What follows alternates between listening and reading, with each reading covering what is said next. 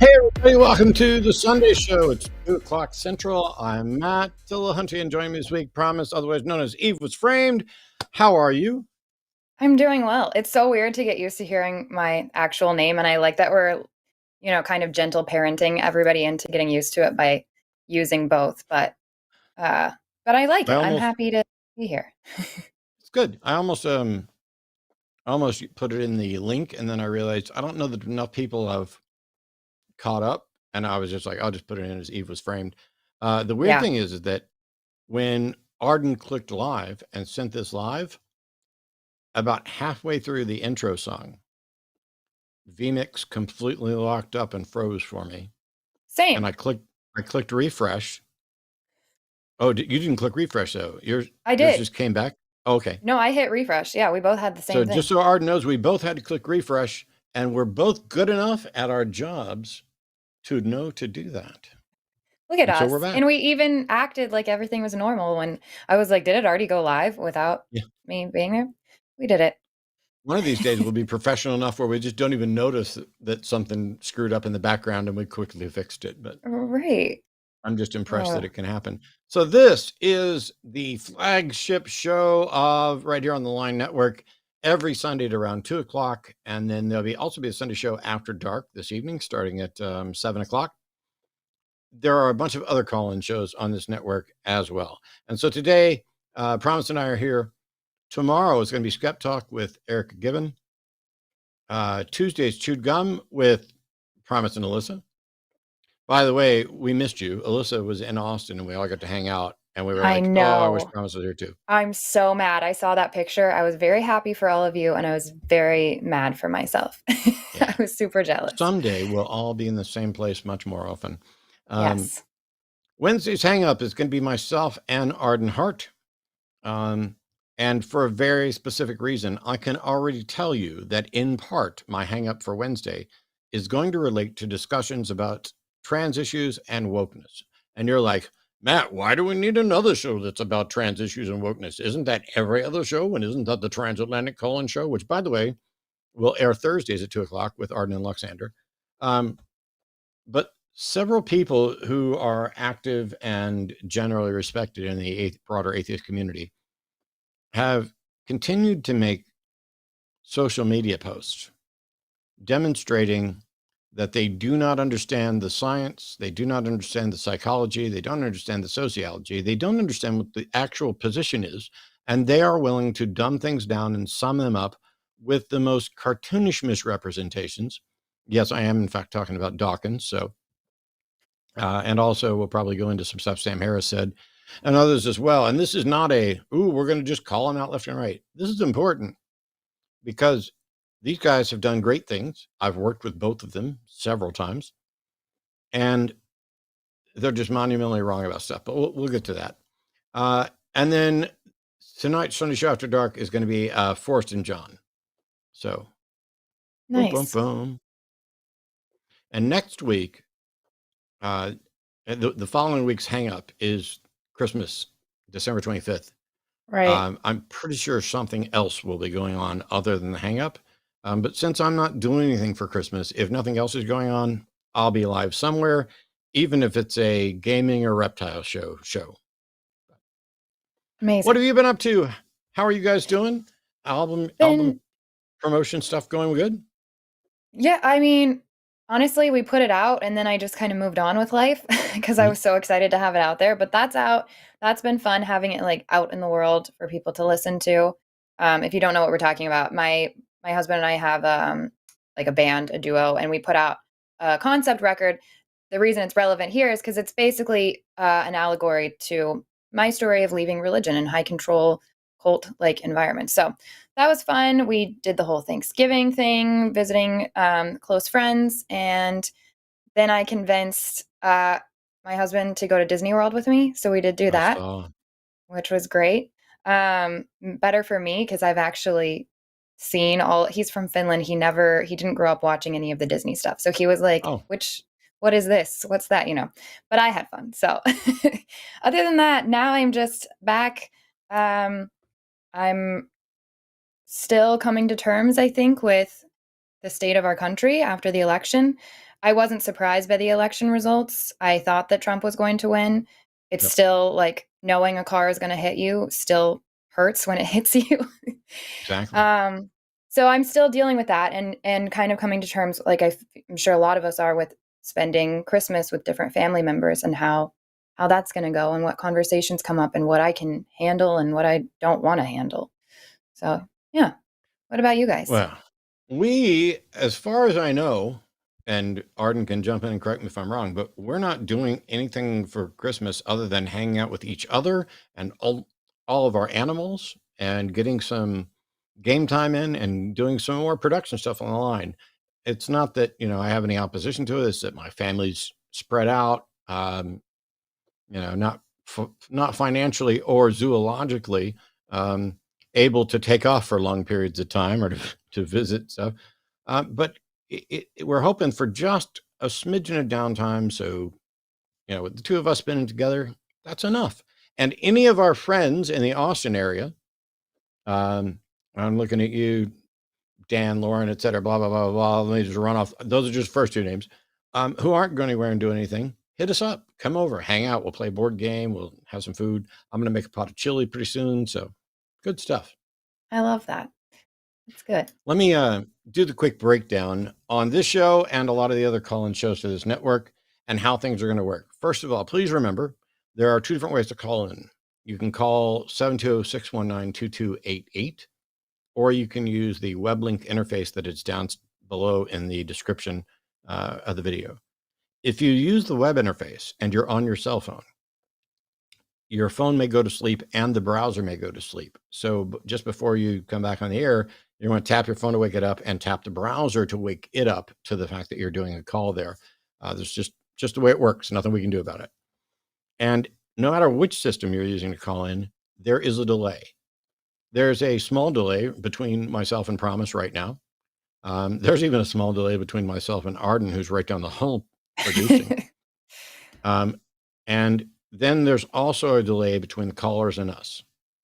I'm actively working harder at making sure I both use the mute and that we pause. I don't want to get to the point where I'm going to talk and then say, okay, now it's your turn to talk. I mean, we don't want to be too silly, but it's very difficult in these conversations because oftentimes you need to make a couple of points and define terms and then present arguments.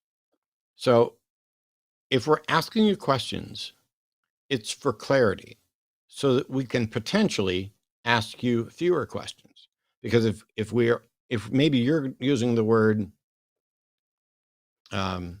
subjective in one way and we mean it in another way, maybe you're using the term God in a way that is confusing. Maybe you're talking about a philosophical concept or a particular narrow jargon that we might be unfamiliar with or use differently. We're going to be asking specific questions to try to move the conversation forward. This isn't a trick or a trap. It doesn't even have to be confrontational, but I'm always going to favor clarity over confusion. And unfortunately, I'm in a position where the overwhelming majority of people who call in, unlike me, haven't done this for 20 years. And I get it. It's a first time or a 10th time. And for the most part, honest interlocutors get to talk longer, get to make more of their case, and are more likely to be welcome back on repeat callers. And so on that front, we're going to start off today, if you're ready, with someone that I spoke to last Wednesday, Caleb, who has no preferred pronouns this time, even though he's had them in the past. So I'm going to use the past ones. Caleb's calling in to ask a question about morality. So, Caleb, you're on with myself and Promise. All right. Thank you for answering my call. And I was just kind of wondering what your opinion is as an atheist on morality. Like, do you think it's objective, and what decides what morality actually is just my question. Yeah. So, I've got an entire lecture up online called The Superiority of Secular Morality, which I'd recommend to view to go into more detail. But for me, the foundation that I use for morality is the well-being of thinking creatures, which I was using around the same time that Sam Harris's Moral Landscape came out. And so we're kind of on the same page there. And with that foundation is ultimately subjective, just like any foundation. You're basically saying, here's what I want to point to.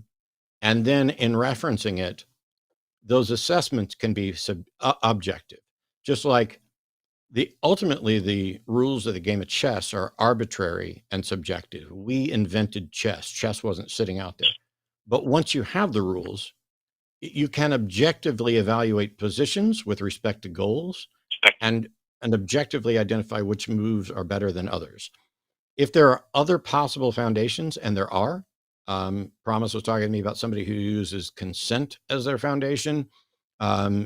Tied in closely with consent and well-being is the notion of individual autonomy.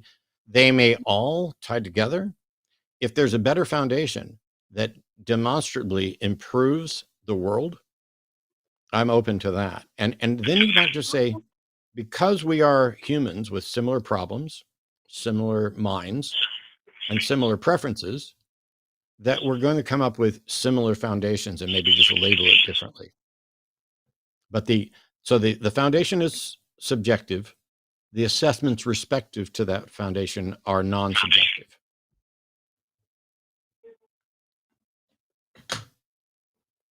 All right. So kind of on that though,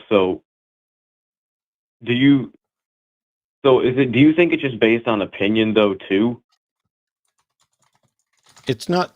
So I wouldn't say it's based merely on opinion.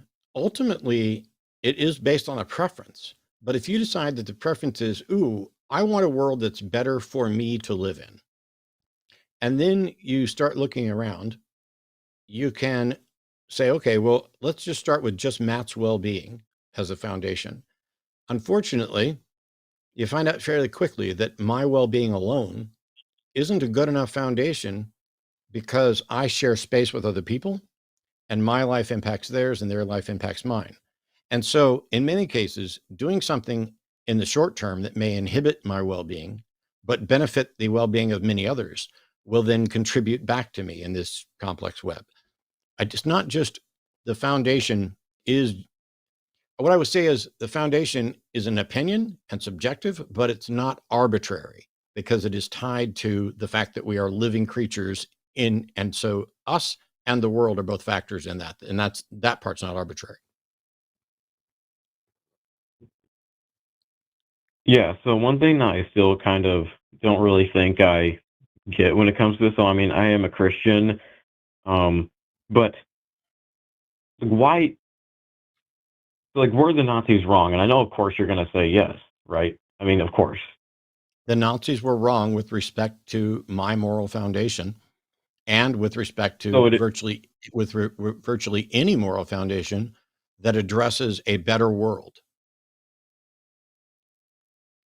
okay, so you said And like for clarity, on my apologies. I know I paused there. I just want to make sure this is clear. The Nazis may have thought they were working towards a better goal, a better world, but even by their own standard of what leads to a better world, their methods and views were demonstrably contrary to that. They just did not, they were too myopic. Like the people who advocate for stealing or slavery, they don't consider the broader impact on the world and how that will, as I was noting, reflect back on them. That's it. Go ahead. yeah, so what was that? So you said when I first said this, were you saying they're wrong based on your morality? Yes. And based on their own. Yeah, I mean, well, to them, they did probably think they were right. I mean, I don't know. I'm sure They some of thought them they were maybe thought it right. was They thought, wrong. what I'm saying is, if they thought they were building a better world, they were wrong. They did irreparable damage to the world and to themselves. Well, maybe not irreparable. Everything's going to be reparable in time for the most part, except for all the people who died. That's irreparable. Yeah, so then if it's just based on your morality, and to your morality it's wrong, then it still is sort of based on just like an opinion. And there's something that we have kind I've of already like, I acknowledged feel that. like, what? I've already acknowledged that. There is no solution to it. What is your solution to this problem that Right. you think you found? Caleb, that's my question for you is how does Christianity resolve this issue? Well, I mean, first of all, I think that it explains something. I'm not saying just because we have an explanation, it means that something is correct. But it, we do have this sort of built-in morality that tells us what is right and wrong. And so what I'm saying is that you can Is clearly it see that objectively? from a naturalistic view where we just evolved by a natural process, then It's morality truly irrelevant. is based on opinion, is my No. point. My response to that is you're complaining that reality is based on opinion, and then you gave us your opinion. I do Right. not share your opinion that there is a God. I do not share your opinion that the moral claims of the Bible or Christianity are true or objective or holding on us. So what we have is me expressing a foundation of well-being, and you expressing a foundation of God. The difference is you have no way to demonstrate that there is a God or what God thinks about morality or why what God thinks about morality is relevant. You can't do it with the Bible. You can't do it with, I mean, unless God shows up and says, hey, here's my thoughts on morality. I have no way of knowing what God thinks about morality. And even if God showed up and said, here's my thoughts on morality, that wouldn't make them binding or objective. So you still haven't solved the problem. There's not a single problem with subjective morality that is in any way solved by appealing to a God, even if the God's real.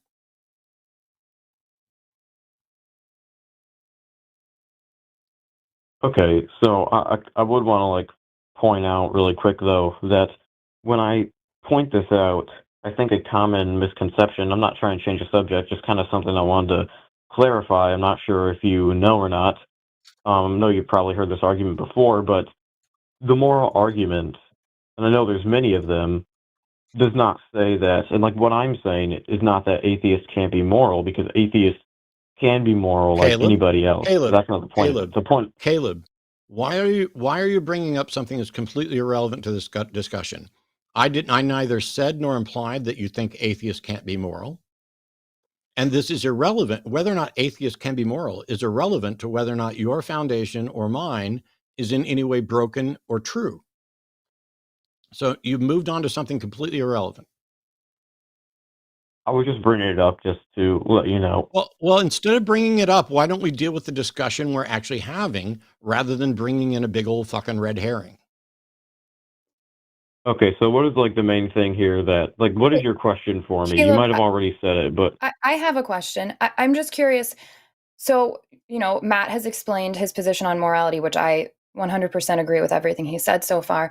But for you, if I were, you make this claim that you're following objective morality, and my problem with that is if I ask you and I ask a bunch of other Christians about some specific things of whether they think they're moral or immoral, you can all use the Bible to make completely different cases. So it's still subjective at that point. You are still also subjectively picking and choosing what you think is, morally objective or not.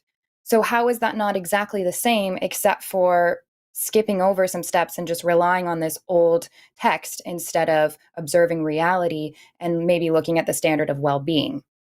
Before you answer, just for what's the clarity, point of we the know. question? Okay, so first of all, I was interrupting just for clarity.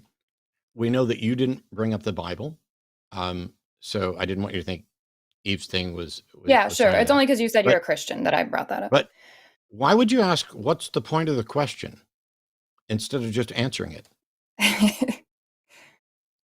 Because I guess maybe I didn't really hear. Here, let me turn this off speak.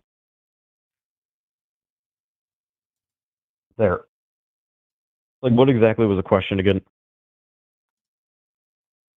Go ahead, Do Eve. you want me to Sorry. read the whole thing? If Just like the main parts. So Matt has laid out our position on morality and what parts are subjective and what, foundations we can point to as like an objective standard for something. I'm asking you because you presented this problem of Nazis. So how does Christianity resolve that issue if I go from Christian to Christian and you each have wildly different answers as to what is objectively immoral, as to what you may think the Bible, I'm assuming if you're a Christian, that's what you follow, what the Bible claims to be moral or immoral. It's the same subjectivity being used there to pick and choose what you're following and what you believe and what you don't. Yeah, well, what do you mean by Christians have different, like, morality or whatever, like, based on the Bible? What do you mean by that? I mean that Christians have different moral standards and yet they still point to the Bible for standards that oppose each other. I know Christians that think certain things are sinful and Christians that think certain things are not. And both would say that God said that that is so. So where is your Like what objective things? Because, standard? So what I'm asking for is where's your evidence that you're adhering to an objective standard for morality? well, this is kind of based on, I feel like this question is kind of based on the whole Christian subjectivity thing and how Christians have different moral standards.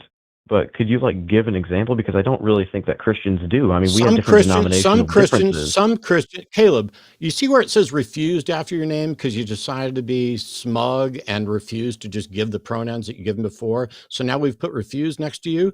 From now on, every time you call in, I'm just going to put refused next to your name because you're refusing to answer the question. Instead, you are lobbying to, oh, I don't understand the question. Well, maybe you would if you were smarter. But the reason that the Promise is asked this question is because there are different views within people who identify as Christian on everything, on whether or not Jesus was fully human or fully God, everything with regard to theology and with regard to morality. There are Christians who do not think that homosexuality is sinful, and there are Christians who do think homosexuality is sinful.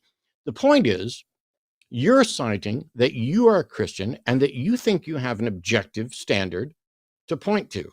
Not only do I not think your standard is objective, the foundation you're pointing to hasn't been demonstrated to be real. And Promise was pointing out that if we talk to 100 different Christians, we might get a number of different answers on all sorts of moral issues, all of which think they have an objective standard from their God. How do you resolve that problem? Okay, well, I think that if some people who call themselves Christians believe in, if a very small amount of people label themselves as Christians, but yet believe something that most Christians don't believe in, I don't know if you could consider that a subjective thing, because if you're actually going to read what the text says, a Christian actually is, then, you understand what I'm saying? No, Caleb, and neither do you. Because Yeah. now you're no longer answering the question, you're making excuses. The point is, I need you to demonstrate that you have an objectively true foundation for morality. Otherwise, every one of your objections to subjective foundations becomes irrelevant because you have no solution for it. So demonstrate that you have a true objective foundation for morality. Go. Okay, so the Bible teaches, like, you can't get a double meaning out of something. If the Bible teaches No, one that's set not true, morality, which Caleb. I think it does. Caleb, stop. That's not only not true, but the Bible actually warns against this, warns against interpretation, and warns against differing interpretations. However, the Bible is still the product of subjective human minds, and it is a statement of opinion. You need to demonstrate that your moral foundation is objective and true. The Bible is neither demonstrably objective or true on moral issues. Okay, well, you have, like, I don't know how far you're going to go with this opinion You know what, thing. Caleb? I'm just going to mark you as refused. Yeah, you're not Go answering ahead, anything we're You have asking. zero interest in ever answering any question. You called in to ask whether or not we view morality as objective. I answered the question in detail. I acknowledged it. As I pointed out hundreds of times over the last 20 years, that there is no objection against secular morality that is in any way solved by appealing to a God. Now you're claiming that you have a God and that it is an objective and true foundation of morality. Demonstrate why that is the case, or I will hang up on you for continually refusing to answer questions. Why? Demonstrate that there is a God that is an objective, true foundation for morality. Go. Okay, well, you're talking about God now, but well, I mean, so God would create morality. God would create the objective standard for morality. Caleb, we're done. I don't need you to tell me what you think God would do. I needed you to demonstrate that there is a God who is a true objective foundation for morality. It is clear you are incapable of having honest conversation on this and addressing the topic, so we're going to move on. Have a good Sunday. Go pray. Oh, that was frustrating. Here's what God would do. God would create a morality that would, yes, okay, you don't get to assume that Right. if your model is true, your model is true. That's called circular reasoning. It's fallacious. You don't get to say that if my version of God is true, then God would create a morality based on an objectively true foundation. But that's not the case anyway. Because divine command theory, which is that God dictates morality, which is basically what Caleb Right. was arguing for, not that God is morality, which is a separate Christian model, by the way, to dovetail into Promise's point of Christians disagreeing on things. There is a Christian model where God is morality, where morality is just that which is consistent with God's character. There's another morality where God dictates morality, God creates morality, and that's what Caleb did, or at least Caleb's sloppy language in trying to avoid answering a question for the 27th time suggested that God would create morality. That model is divine command theory. And guess what? It's subjective. It is subjective to the opinion of a God. So under that model, under Caleb's proposed model, we, the seculars here, agree that there's a subjective foundation of well-being, and we're going to run with that. And Caleb not only points to the subjective foundation of a God, but in fact points to his subjective opinion about that subjective opinion. Right. Because we don't have God to tell us anything. Yep. Yeah, the opinion accusation was needed to be a finger back in that scenario.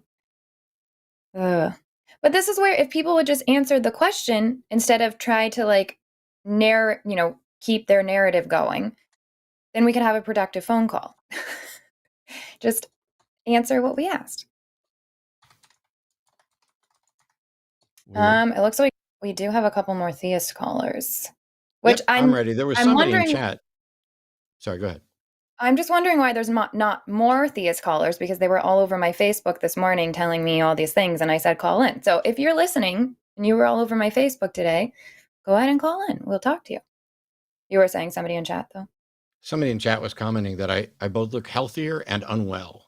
And I'm like, okay, you're not a doctor, and you're not my doctor, and you're not qualified to assess me. So thanks and fuck off.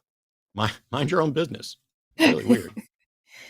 Michael's calling from Illinois, and Michael is a theist, pronouns he, him, who says he has evidence for the existence of God. Hi, Michael, you're on with Promise and Matt. It would help if you'd tell us which God you have evidence for and then present that evidence.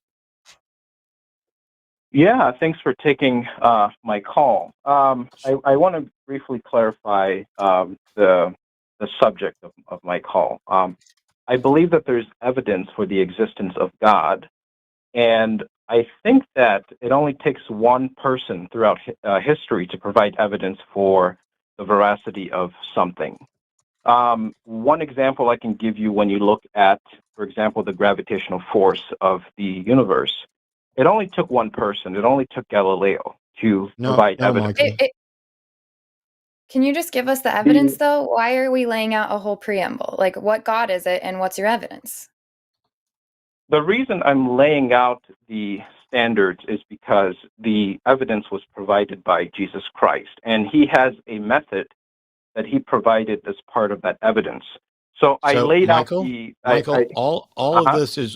this is wrong, and I can fix it really quickly. Galileo was not the proof of anything that Galileo claimed. The truth was supported by the evidence. It doesn't take a person to present evidence for the veracity of something. The veracity of something is verified by investigating and confirming the evidence for it. Additionally, Exactly. you can't even demonstrate that Jesus existed or that we have any good record of what he said or did. And what only thing that matters is how can you demonstrate that the position you're attributing to Jesus is true? But when you call in and say you have evidence for God, and we say which God and what evidence, I don't need you to talk about Galileo, and I definitely don't need you pretending that one person demonstrates the truth of a proposition, because that is false. The person is irrelevant. Okay, so let me go ahead and respond to your claim. No. I want you to go back and tell me which God and what is the evidence. Well, clearly, I'm talking about the theist, the Christian God. There's many Christian clear. gods, but I'll take that. Okay. Now, the second thing you mentioned, and I'm going to what I was initially saying, is that the process upon which you would assess the veracity of the gravitational theory it's replicable, and that's through the scientific method. I grant you that.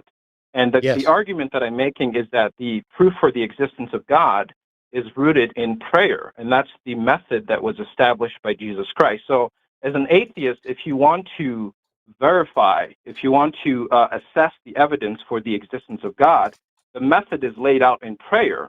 You're not going to get that evidence through argumentation. So what you would have to do... Michael, can you hear me? Yeah. Yes. Prayer doesn't work. We've already tested it. The Templeton Foundation has tested intercessory prayer. And do you think for a second that you're talking to two people who were Christians for decades who are unfamiliar with prayer? Do you realize that I was not only a committed Christian, but was studying to be a minister? I'm well familiar with prayer. Prayer does not prove a God. Prayer does not prove... Because... Would you stop fucking interrupting me, Michael? Are we going to have a back and forth, or are you just going to stop interrupting me, Michael? Go ahead.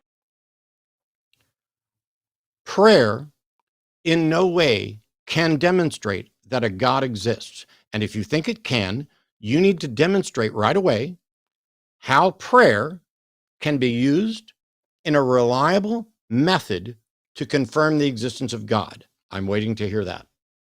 And that's the purpose of my call. When I said I had evidence, that's where I was going. Go ahead and do it. So, then. Okay, Michael, I've muted you. We've been on this call for 4 minutes and 20 seconds. At the beginning of it, I asked you which God and what evidence. You didn't say which God, and then you said something that's completely false. That one person throughout history is all that's needed to present evidence for the veracity of something. The number of people are irrelevant. It is the evidence that is relevant. Then we had a big, long discussion about that. And then we get to you're advocating for some version of the Christian God and that prayer is the evidence. When I tell you, I need you to demonstrate a mechanism by which prayer can be tested and used to conclude reliably that a God exists, I need you to do that. I don't need you to whine. I don't need you to dissemble.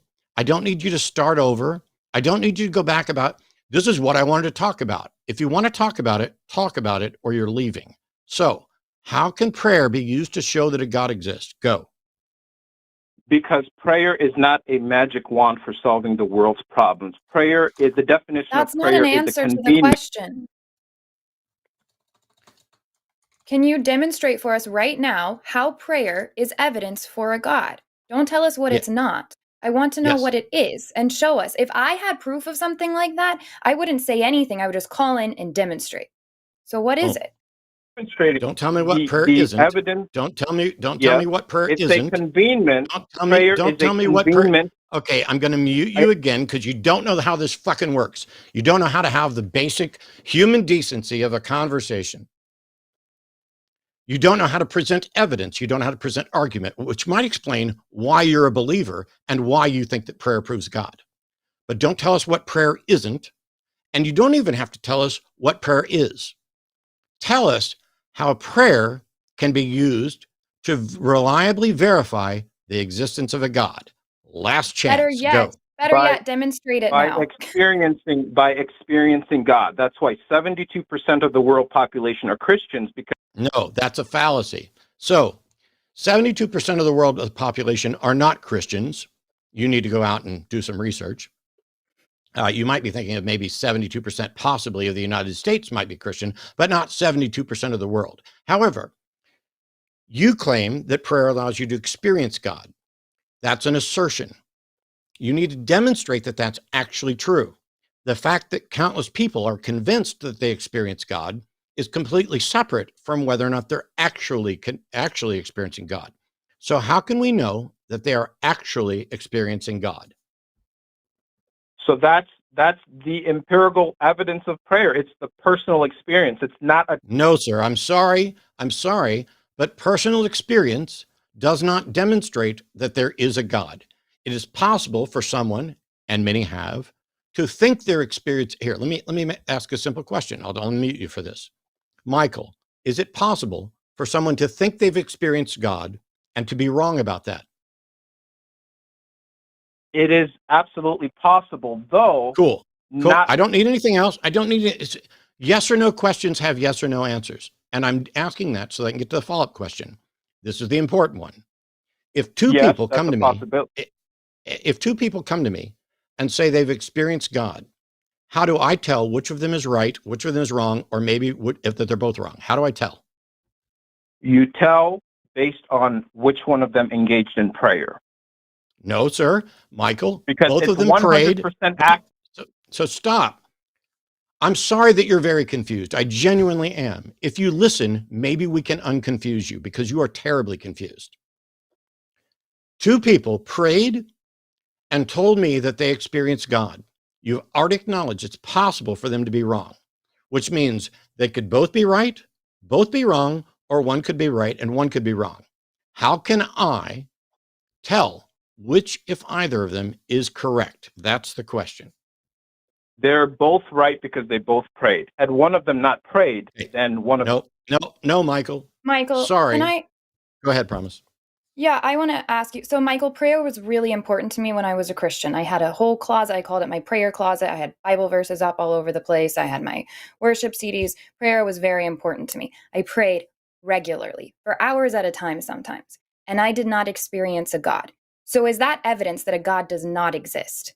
Because I did what you said. I did the praying thing. And if you're saying that this is how we determine if a God is real or not, then I think I did a pretty good job determining that a God isn't real.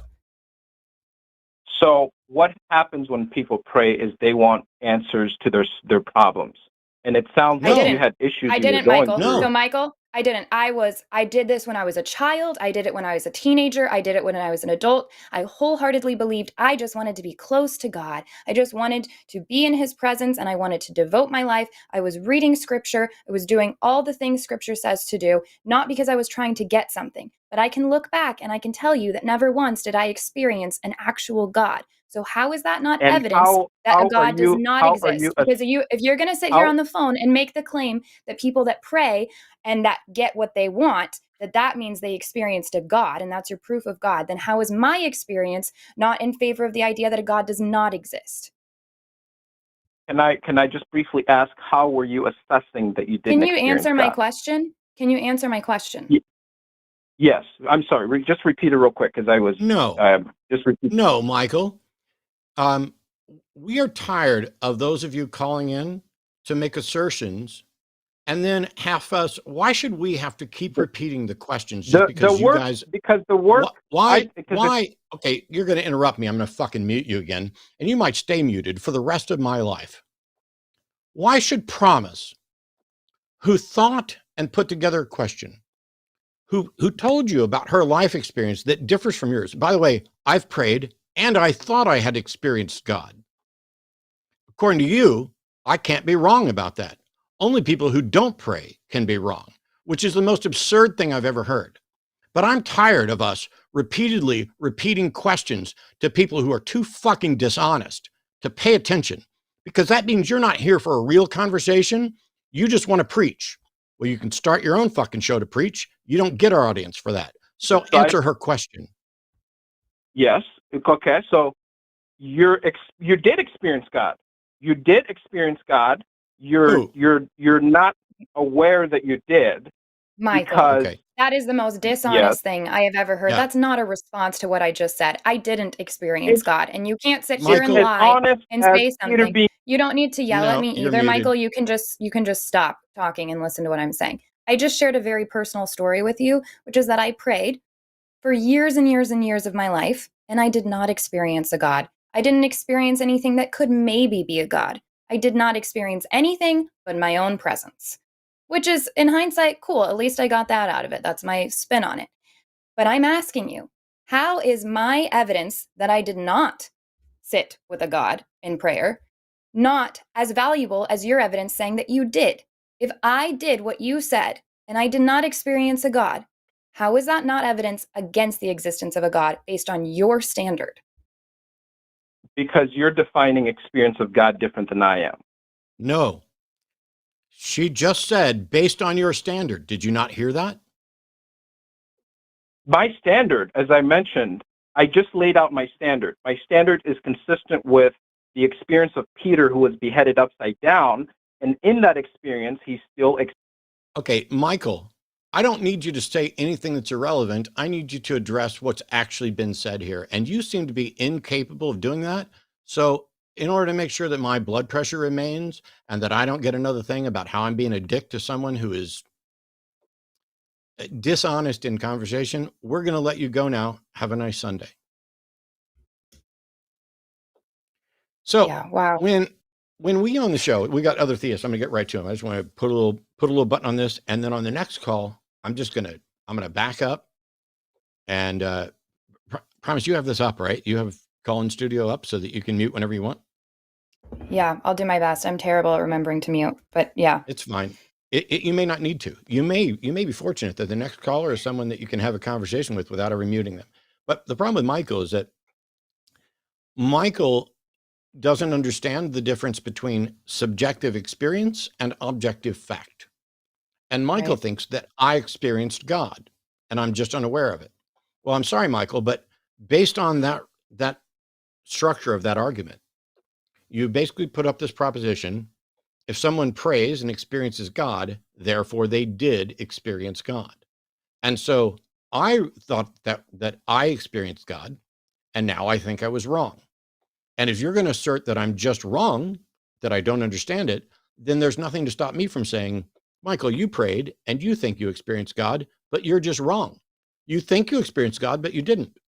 Just like you could look at Promise and say, Promise, you think you didn't experience God, but you did. Or Matt, you think you experienced God, which means you did, even though there's no evidence that I did or that you did or that Michael did. If you are only calling in because you have a subjective, esoteric definition of God or a subjective, esoteric proof of God, we are not interested. I don't care. It'd be interesting to hear a story that, let's say, you believe because of the inner witness of the Holy Spirit. Cool.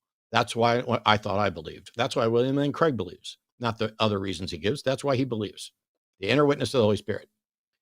If you can't demonstrate the inner witness of the Holy Spirit objectively to somebody else, you have no evidence. You have a claim. You have a claim that you, in fact, experienced God, but you have no way to demonstrate that. That's not controversial. That's just a brute fact. Just like you may be experiencing horniness or hunger, but you have no way of demonstrating that to either. If I tell you I'm hungry and then I shovel food in my face so that it looks like I'm ravenous, does that mean I was actually hungry? Or maybe I just acted as if I was hungry. This is the problem of dealing with things that take place in other people's heads.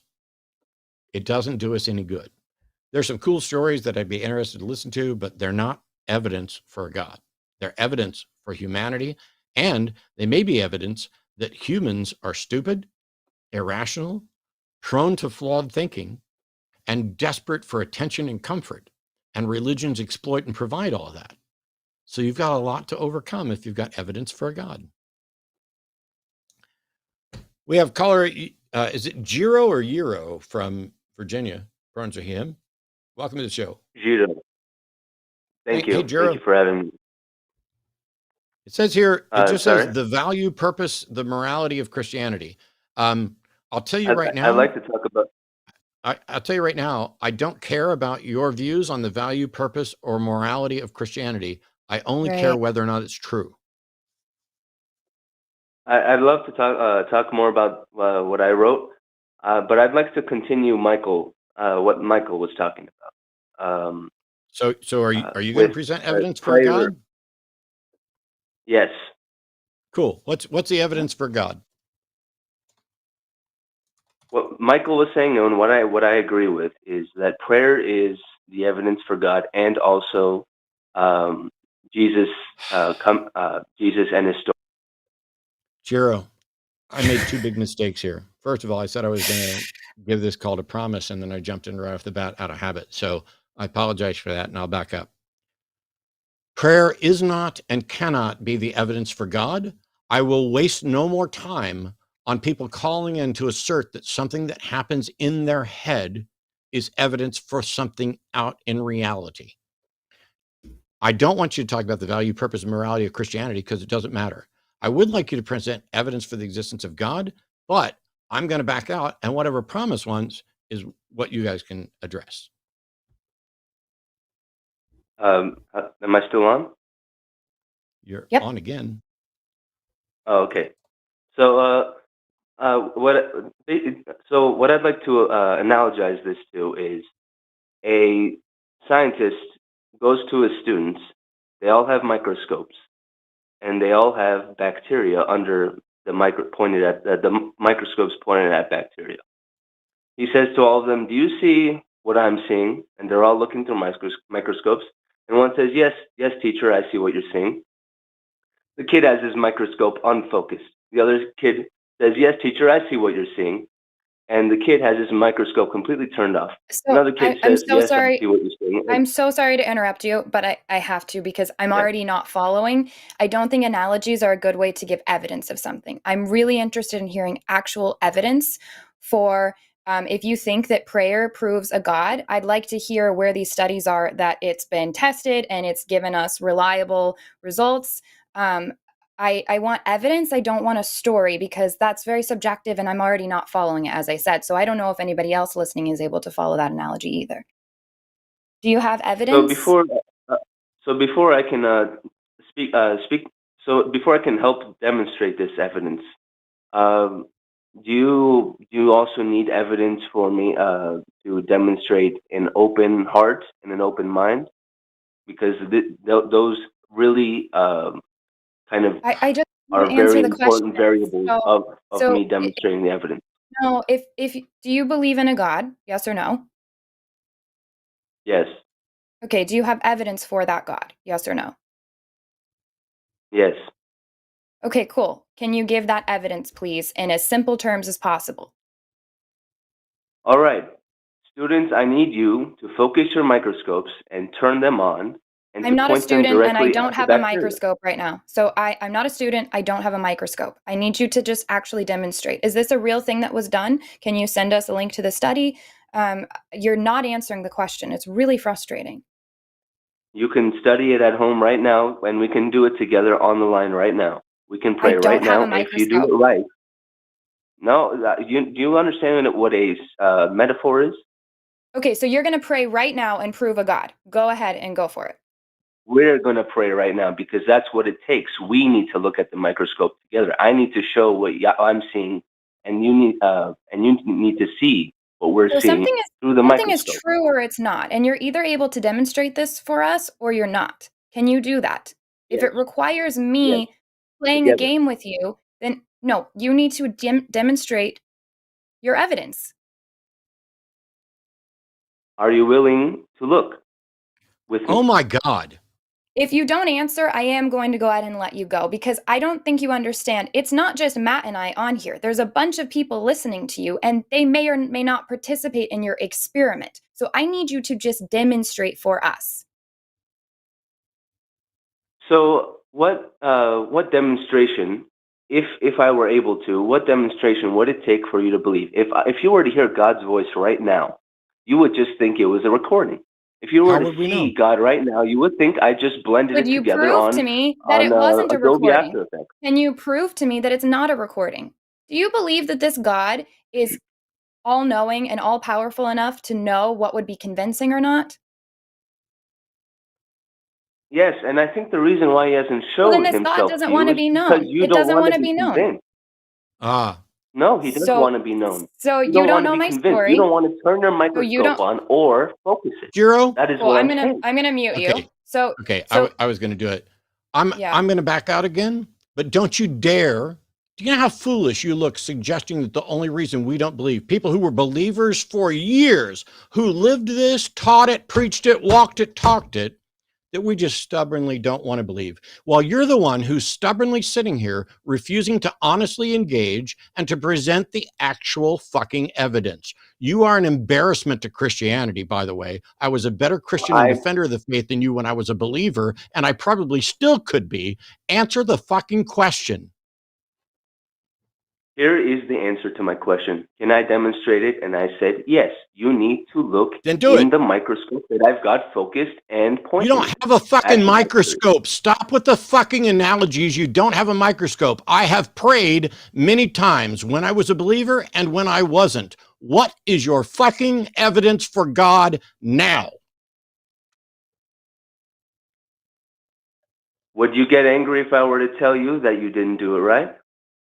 Yes. Yeah. So Just can like the teacher let me telling just his tell you. students that they So didn't set up the let microscope me. right? Cool. I'm muting you. So here's some information for you. I guess you didn't do your homework before you called in, which is fine. I grew up for 20 plus years as a wholehearted believer. I don't know if you just heard the phone call. I had a prayer closet. I was doing all the things as much the right way as you believe you're doing things the right way right now. I actually was in ministry school to be a pastor. I could have been in a position over you. I have right here part of all my journals from when I was a teenager where I was just journaling to God over and over again. So to tell me that I didn't want to believe is just a dishonest lie. And it shows that you actually have zero evidence. If you're having to attack me personally and attack my story personally and say you weren't doing it right, you don't have evidence for a God. Nobody has to look around at somebody and say, you're not doing gravity right. It's there. You just have to follow my lead to see it. Show us your evidence. This is the last time I'm going to ask, and then I'm happy to move on from the call if Matt's okay with that. I'll unmute you now. So you analogized it to gravity. It's there. You just have to follow along to see it. What about black holes? You just missed my entire point then, if that's how you took that. My point was nobody has to do that for gravity. They don't have to make an analogy. So do you have evidence or do you not?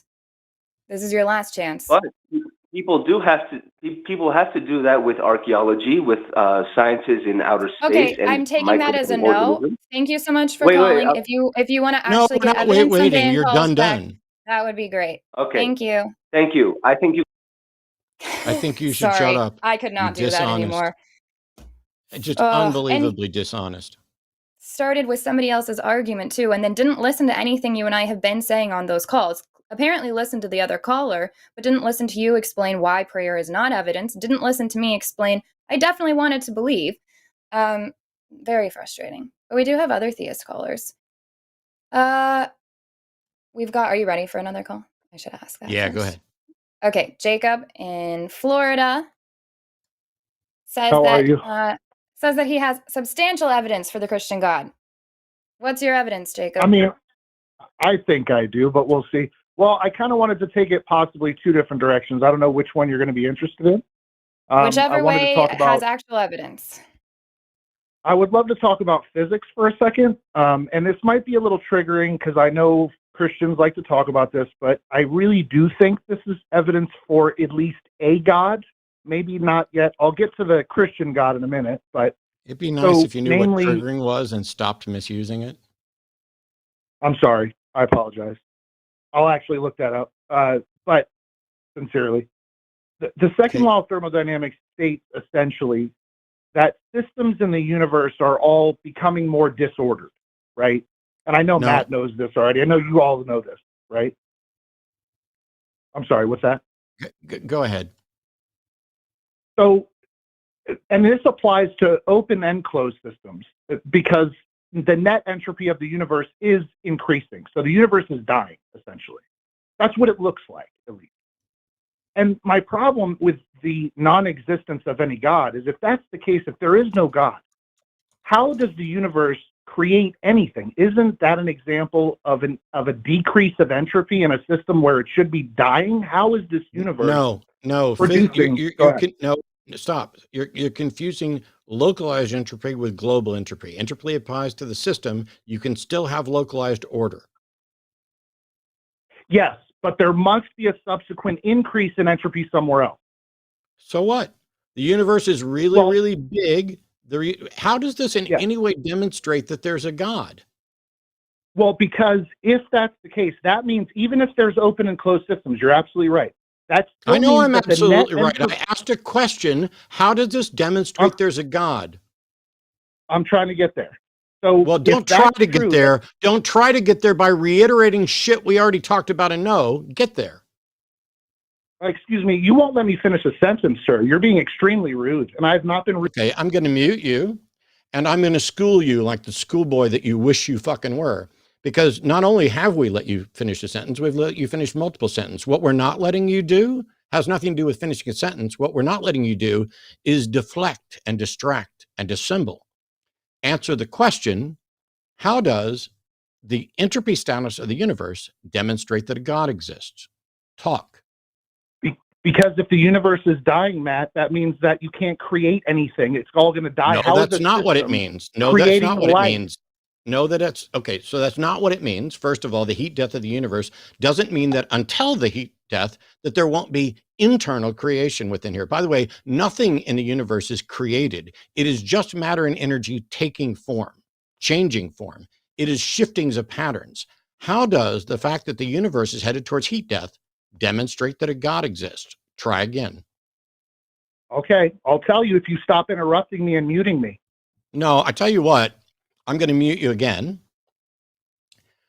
When I say, explain this, and your first thing is to whine like a little baby about how you've been muted, when you are muted in part because you wouldn't address the subject and because there's a delay here that makes conversation more difficult, all that does, as you probably well know, is guarantee that I'm going to mute you again and give you a little lecture like the child that you're acting like.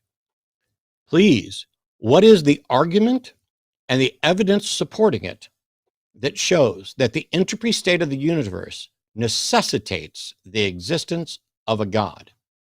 Go. Okay.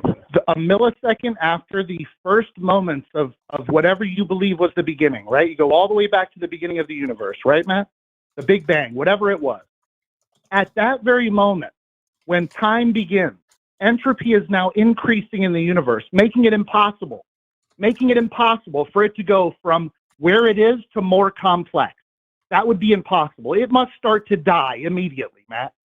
Okay, Jacob, I'm going to mute you again because now you're just reiterating the stuff that I already acknowledged. The universe can have localized change and it's still dying. From that moment on, it's still dying. No one is denying that our current understanding shows that it's dying. But that doesn't mean that in the process of expanding and dying, that there won't be change and localized, I'm going to do air quotes, creation, because it's not creation. It is pattern changing. How does this? So that means that human life is the product of localized. Okay. I'm going to mute you again because you were already talking the second I unmuted before I even got to the question. So I'm going to ask the question again. And if you whine about it again, if you complain about getting muted again, if you deflect away from the question again, we will just move on. There are other theists on the line right now who you are being incredibly rude to by occupying time that they might use to have an honest conversation. So how does the entropy status of the universe demonstrate the necessity of a God. Try again. Because that means you just said that cats are the result of localized decreases of entropy. That's stupid, Matt. You're an idiot, sir. Okay. Jacob, I did come not say on. that cats are the result of a localized decrease in entropy. I didn't say anything about the net entropy. Oh, you hung up and ran away. No. Oh, Lovely. and he's gonna do. Matt's an idiot who found flaws with what I was saying. I think I'm gonna take my ball and go home. I'm sure God is very proud of you. Sure, God is thrilled with your inability to have even the slightest conversation without whining like a child. I did not, in fact, say that cats are the result of a localized decrease in entropy, although a localized decrease of entropy is, in fact, possible. And you yourself acknowledge that, as long as there's an increase of entropy somewhere else in the system. So, yes, cats are a reorganization of matter that begins and grows just the same as humans and other living things. I don't know why you went to cats, but it was a disaster as a movie.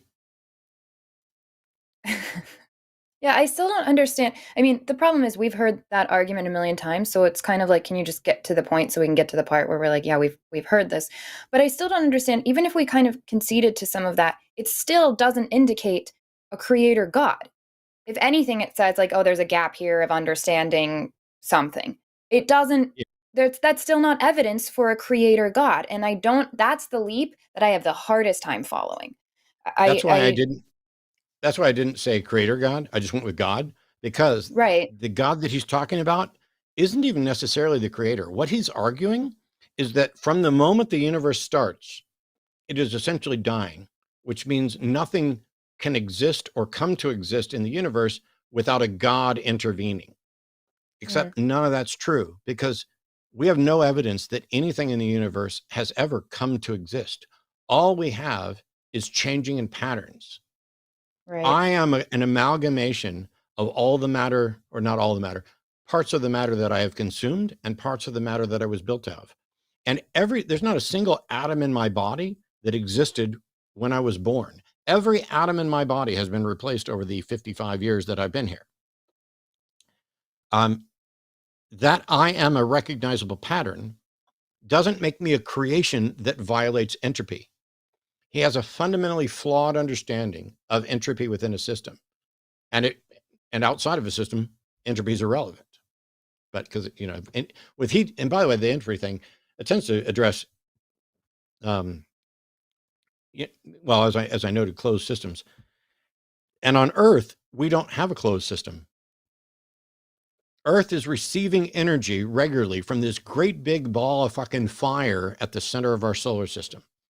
This is why when Christians used to use the second law of thermodynamics, they would be like, how can life come to arise on here? Because Earth is a semi-closed system, and it is receiving an influx of energy from the sun. That energy is what allows life to flourish on Earth. It's what helps allow those changes. It's what allows for apparent complexity and increase or a decrease in entropy, because the sun is feeding us and dying. Once you get that, you will realize just how flawed it is, and why localized changes within the sun, which is dying, mean that the sun can have sunspots. Those are patterns of electromagnetic energy in the sun that are essentially created despite the fact that the sun is dying. He's very confused. We got another theistic caller from, this is Anish calling from Dubai. Welcome. Just before we get started, Anish, I see it's your own web client, and yes, we can hear you already. As a reminder, we've got lines open. If you're a theist out there that has an argument for the evidence, especially for the existence of a God, just call in and let us know what God and what your actual evidence is. But if you just say, I believe it because I prayed, that's not going to be convincing. And if you just go down well, I don't see how this could happen, that's probably not going to be convincing either. Hopefully, Anish has called with the proof for the existence of God, as it says here. Anish, welcome. You're on with Promise and Matt. Yeah, Matt, how are you? I'm all right. Yeah. You're in Hey, Dubai. Anish, So Anish, which God is it that you believe in? I'm a Muslim. Okay. Yeah. And what is So do you your, think your deduction is the only? Yeah. yeah, what's your evidence for that God? Do you think scientific method, which means studying the physical objects and studying its behavior, which means when you're studying a behavior, it already has a pattern. So it requires an explanation where that pattern comes on the first place. So when you're studying science, it already requires an explanation as to where that pattern comes from. So when you're arguing for God, you are asking for a deductive explanation for God. What I'm saying is we can only give objective reasoning for God's existence because in our Then it's tradition, useless. Then it's useless. no, Yeah. I have objective zero reasoning used in interest. science as well. It's I have zero interest in abductive arguments because abductive arguments are arguments to the best explanation, and there's been no demonstration that God is possible, and so God can't even be considered a candidate explanation until there's a demonstration of possibility. okay. Leave aside objective reasoning. What about deductive reasoning with laws of logic? Because laws of logic is the only tool which provides us the absolute truth. Scientific method doesn't provide absolute truth. It's possible truth. Yeah. First of all, I'm not convinced that we can be absolutely certain about anything, but logical argument is maximally certain. How do you demonstrate that a God exists using deductive reasoning? We want evidence, but Yeah. Go ahead. Yeah, because once I actually given you arguments from limit, which means anything that has everything in the physical ontology has some kind of a limit. Therefore, anything that has a limit is dependent on something else to define or determine that limit. Therefore, there must exist. Contingency. Yeah. Yeah, we cannot go for an infinite regress of limited things depending on another limited thing. Therefore, since everything in the physical ontology has some kind of a limit, the ultimately necessary thing must be outside physical ontology. That's what I'm saying. What can you tell me about the properties of the thing that you're pointing to that is not physically limited? No, that's what I'm saying, because in our perception, human beings' perception, we can only perceive it. Anish, stop. Listen. You and I had incredible difficulty having any kind of conversation the other day. So pause, think, talk a little bit slower. You're asserting that there must be something that is not physically limited. Apart from that characteristics, that X is not physically limited, what else can you tell me about the characteristics of X? Is it conscious? Does it have agency? Does it have will? What does it desire? What does it do? Where does it exist? What can you tell me about this thing? Why are you talking? I'm going to mute you. I want you to pay attention. I'm going to mute you. I want you to pay attention. I just noted that we have incredible difficulty having a conversation. One, because you speak too quickly. Two, because there is an accent difference that makes it harder for me to focus on it. But I asked you to think and listen and speak more slowly. We're going to say X is the non-physically limited thing that you claim necessarily exists. And I asked, what are the other properties of X? Is X conscious? Is it an agent? Does it have desires? Does it have will? What are those characteristics, and how can you know?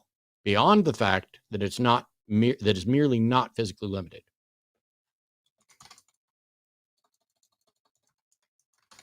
Hello. Yeah. Yes, you're live.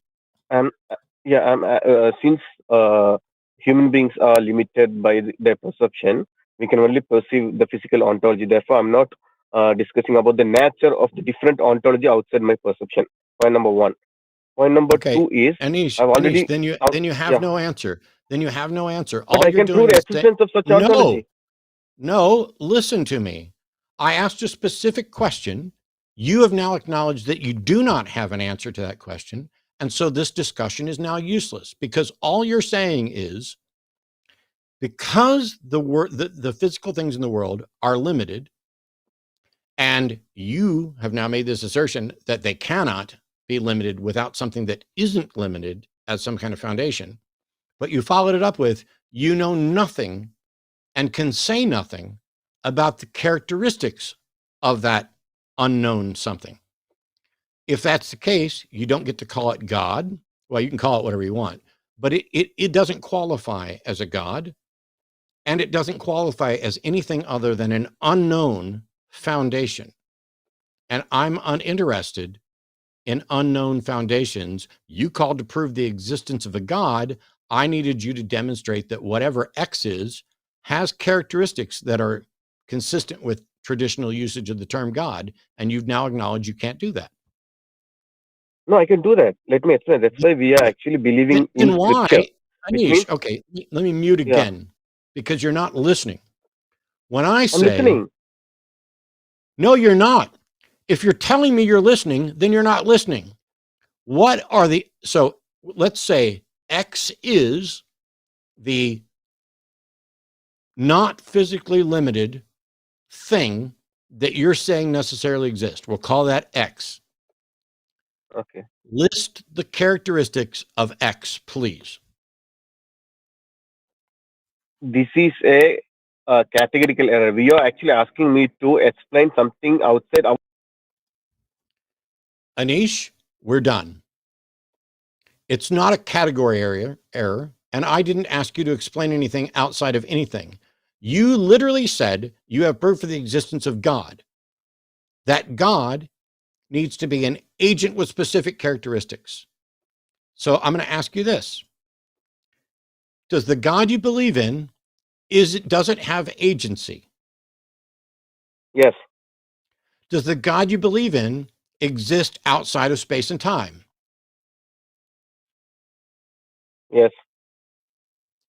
Do you have any way to explore outside of space and time? No. Do you have any way to show that the God you believe in is the X we were just discussing? Yes. Then why, a minute ago, did you say that you can't speculate about the ontology of something like X? No. And now you I can are. prove the existence of. You I just can prove the interrupted me existence of the. again, motherfucker. Jesus. I give up. I give up. I'm not following this at all. So to me, it just sounds like no evidence. So we're just assigning words to new things. And he hung up. You cannot say, I believe there is an X, and I cannot speculate about the characteristics of X, but I'm convinced that X is my God, and that X is my God who has agency and exists outside of space and time. Well, and apparently now he is willing to speculate, right? Because didn't he say he's Muslim? So he is speculating about a lot about that God. Or about that. It's wild. Whatever. Yeah. Ugh. Well, we've cranked through some theists. Unfortunately, we've had almost zero honest attempts, and evidently there are no more theist callers. We've got one atheist caller we're going to go to here in a second. But theists have basically repeatedly admitted that they are unwilling and or unable to make a case for their God. With Anish calling in saying, let's just deal with argument from contingencies, that some things are limited, the universe is limited, therefore the universe must be founded on something that isn't limited, which isn't even true, because it could be based on something else that's limited, which is based on something else which is limited, which you don't know where an unlimited thing goes in. And the universe, or what we're describing as the universe, may in fact be eternal. And that all we're actually describing is the current localized state of that universe. And now the question becomes, how did it get into that state? What was the motivation? What is our explanation for the origin of Big Bang cosmology, which we don't have one. And so if you go down this contingency argument of this is contingent, the furthest back you can get is all of it is contingent on the universe. And then the question becomes, what is the universe contingent on? Which actually is preceded by the question, is the universe contingent? And for me, the answer to is the universe contingent is I don't know. Yeah. And when you say that it is contingent, and that you have discovered that it is contingent on a God, you need to be able to tell me what you know about that God and how you know that it's contingent on a thinking agent. It's Wow. always really, I want to know your thoughts on this. It's very interesting to me when somebody calls in and they say that they are a Christian or they are Muslim and therefore they believe in a very specific God. And yet they want to start their argument off with a very vague, abstract evidence, in air quotes, of a vague God. Because to Oh, me, it's easy. if you believe in this very specific God, then where's your very specific evidence for that very specific God? Why do you have to go around this long way? Go ahead and prove that Jesus is God. Like, do it all at once. Why do you have to take me down this very weird rabbit trail? That's kind of how I know you're not going to get anywhere in this conversation. Because if I knew, let's say I'm claiming that uh, let's say I'm claiming that unicorns exist, and I say, well, there's magical beings that exist. Let me first prove to you that magical beings exist, and then I'll prove to you unicorn. Why not just show me the unicorn? Just get there first. I don't understand this abstract, like Jordan Peterson type stuff of just saying a lot, and then we still get nowhere. But anyways, I Yeah. see we got another theist calling in, which is great because I'm in my comment section right now just having theists trying to debate me, and I'm saying, go ahead and call us. Let's hear your argument. That bunch of people can hear the argument. Yeah. Part of it comes from Muslim imams who, there was a famous one whose name I'm going to forget, who says he prefers to argue with atheists over Christians because, and this is a joke and it builds to something else, but he prefers to argue with atheists because atheists say there is no God, and Islam says there is no God but Allah, which means we're most of the way there. And then there's another line of thought that is, if you're already convinced that there must be a God, it makes it easier for us to convince you that there is a God. Because let's say that Promise and I today, because of a caller, reached the conclusion that there must be some God out there. There must be some God to serve as, let's say, the origin of existence. And we don't know anything about that God. So now we begin an exploration. We may be right that there's a God out there, or we might just both be wrong. But now we're going to go out and look for what God is the right one. Our search is already biased, such that we are no longer looking for what is the correct explanation for the origin of everything. And instead, it is which of these gods that we've been presented with is the right one to serve as an explanation for the universe. So the second we've accepted that there's a God, whether there is or not, we have narrowed our focus.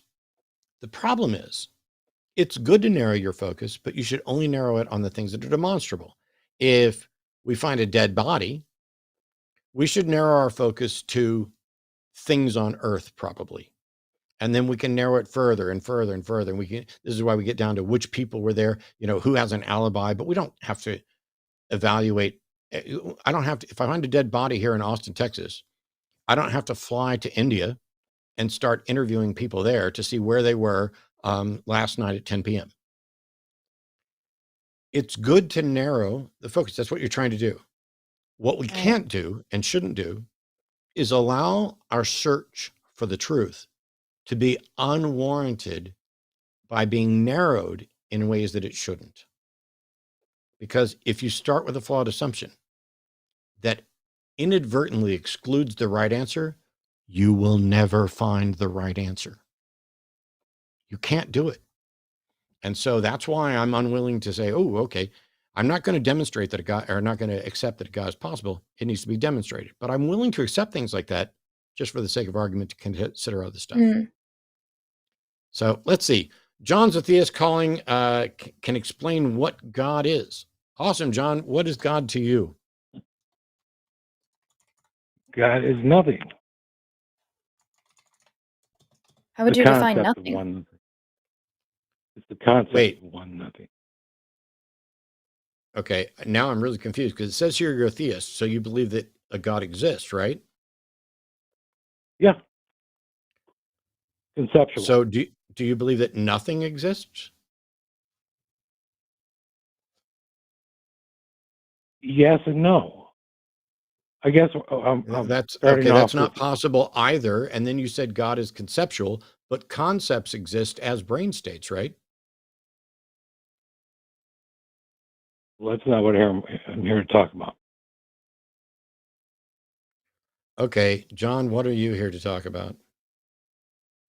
Well, I'm here to talk about, well, in my attempt to find out how the universe began, and I do believe it began. So if we were to go to that situation, we have to accept that the universe came from nothing, right? No. I don't think that a nothing could exist, and I don't know how to evaluate a nothing, and I don't think the universe came from nothing. Now, there's a physicist concept of nothing, which isn't in fact nothing. But I'm not talking about quantum physics and their definition of nothing, which isn't the same as no thing. But no, I don't think the universe came from nothing. I don't think there has ever been a nothing. I don't even know how it would make sense to say there was a nothing. A is a specific article. So what do you think God is, and how do you know God's real? Well, nothing is not something that you can come to comprehension with, because we're talking about something that's infinite in scope. So you just said you can't that nothing comprehend it. How can you believe it? Yeah, you just said that nothing can't be comprehended and that it is infinite in scope. How do you know nothing is infinite in scope? Well, I just call it a postulate for starters, and you just say that. No, John. I'm not interested in your. I'm not interested in your speculative postulates. I want evidence for God. Can you do that? Well, that's what I'm trying to do, but you keep breaking in here. Okay, John, that's a fucking lie. That's a lie, and you need to apologize for it, because I've asked you a question, you responded. I asked another question, you responded. I haven't had to put you on hold once, and yet now you're being a whiny little shit, accusing me of interrupting when I wasn't. So, what God do you believe in, and why? Answer that. Oh, for fuck's sake. Goodbye. Goodbye. I'm sorry. Oh boy. I'm sorry that it was too difficult. Nobody has evidence today. I have zero patience for liars. I have more patience for people who are, confused. I was Sure. confused. I have more patience for people who don't know very much about the subject, because I used to not know very much about the subjects. And I understand the psychology of people kind of defensively addressing and protecting their beliefs. But if you're going to lie and say that I'm not willing to let you finish a sentence, don't call me. I have conversations for a living and have done so for 20 years. We have phone calls on these shows that might last 40 minutes to an hour sometimes. There are people who can't call into this show because the lines are busy and full repeatedly. There are open lines right now, and we're primarily waiting for theists. We have a theist on the call. I'll get to Peter. I'll get to you in just a second. But if we've asked you to tell us what you believe and why, and you've stated things that are confusing and contradictory, like, do you believe this? Well, yes and no. That is not consistent with belief. Belief means you are convinced. I think what's frustrating for me is when we're told that we're interrupting and all of that. Yes, we have to interrupt. That's our job as a host on the show. I have to do this all the time on Chewed Gum, because we have to steer the conversation in a productive way. If you've already said something in the first half of your sentence that doesn't make sense to me, then I need you to go ahead and correct that before I give you 5 minutes of uninterrupted speech, to where we have to go back to that point anyways. So interrupting is to get the conversation going well. And a lot of times when people handle that well, especially over on Chewed Gum, we end up having really long conversations because we're able to course correct, get the conversation going somewhere. But if you just keep getting your feelings hurt that you're not getting to talk, when we just need you to make sense in the first couple of minutes so we know where we're going with this, then the conversation is going to go poorly, or you're going to apparently end up running away and hanging up, like has happened a few times today. But maybe Peter's going to have the answers for us. No, because Peter's not calling in to defend the proposition that God exists. Peter's struggling with finding deconstruction compelling, but hung up on prophecy. So, hey, Peter, prone to him. Thanks for waiting. What are you hung up on? Matt, and promise it's a privilege to get to talk to you both today. I'm sorry, I just quickly Hey, pulled Peter. over. I was driving, but now I'm stopped. So Thank Cool. you for pulling over. Thank you for that. absolutely. Both Hey, of that. real quick before I get started, Matt, you and I are from the same generation. I'm 58. I got a couple years on you, I think. But I grew up listening to a lot of talk radio before the advent of the internet. And I know you're not much of a sports guy, but there's a sports talk radio host by the name of Jim Rome that reminds me of you. Have you heard of him? Yes, I've heard of Jim Rome. Is it relevant to anything we're going to talk about today? It's just I mean, no, I can stop. But he just had his two rules are have a take and don't suck. And every time I hear you say, "Look, we just want to know what you believe and why," I just chuckle to myself and I hear, "Just have a take and don't suck." So I think I have a take. I'm going to try not to suck. Here's what I so believe. So far, you are borderline suck right now. So let's get to it. Okay. Here's what I believe and why. I'm a theist. I'm a Christian. My theology most closely aligns with covenant theology, and most importantly for this discussion or my questions today, I'm staunchly preterist in my eschatology. And it is in and through my alignment with the preterist proposition that we today are living 2,000 years beyond the biblical end times, and we're not waiting for Jesus to come back any minute to fix everything. And so if we want it fixed, we have to do it ourselves. That has caused me to adopt a secular humanist worldview. And so when I apply the litmus test, if I were to find out my theology is wrong tomorrow, how would that affect my worldview? I can honestly say not one iota. So I'm struggling with finding a compelling reason to abandon that theology, especially in light of the past 20 years I've spent as a preterist working with my fellow futurist Christians that are hell-bent on destroying this world to bring back Jesus sooner. That they don't need to do that, but they don't have to throw their baby Jesus out with the bathwater. And so I feel like it catches more flies with honey than vinegar. So that's where that's my struggle. I don't give a shit about the practicality of your perception of your beliefs. I care about whether or not they're true. Do you have some way to demonstrate that they're true? Well, we have the destruction of Jerusalem in 70 AD, which you and I can go there and pick up the rubble and put it in our hands and look at a microscope. And what does that demonstrate other than the destruction of partially of Jerusalem? Well, it's the back to the prophecy. It's the prescience of the New Testament authors who predicted that. When the waiter brings me a medium rare steak, is he fulfilling prophecy? Of course not. Of course not. So how can you say that the destruction of the temple in Jerusalem is a fulfillment of prophecy? Well, there's all of the New Testament eschatology is cemented to that event. There's no eschatology. That was their primary concern. I'm sorry, but I asked how you can demonstrate. So what it is you're reading things and you're finding connections with them, and therefore you assume that there was a prophecy and it was fulfilled. The fact that somebody asserted something and it happened doesn't mean it was prophetic, does not mean that prophecy came from a God. It is possible for people to make predictions and for them to come true without a God involved. It is also the case that when you have the prophecy or the claim that something will happen, and the oldest date for that is after the event, that's definitely not a prediction.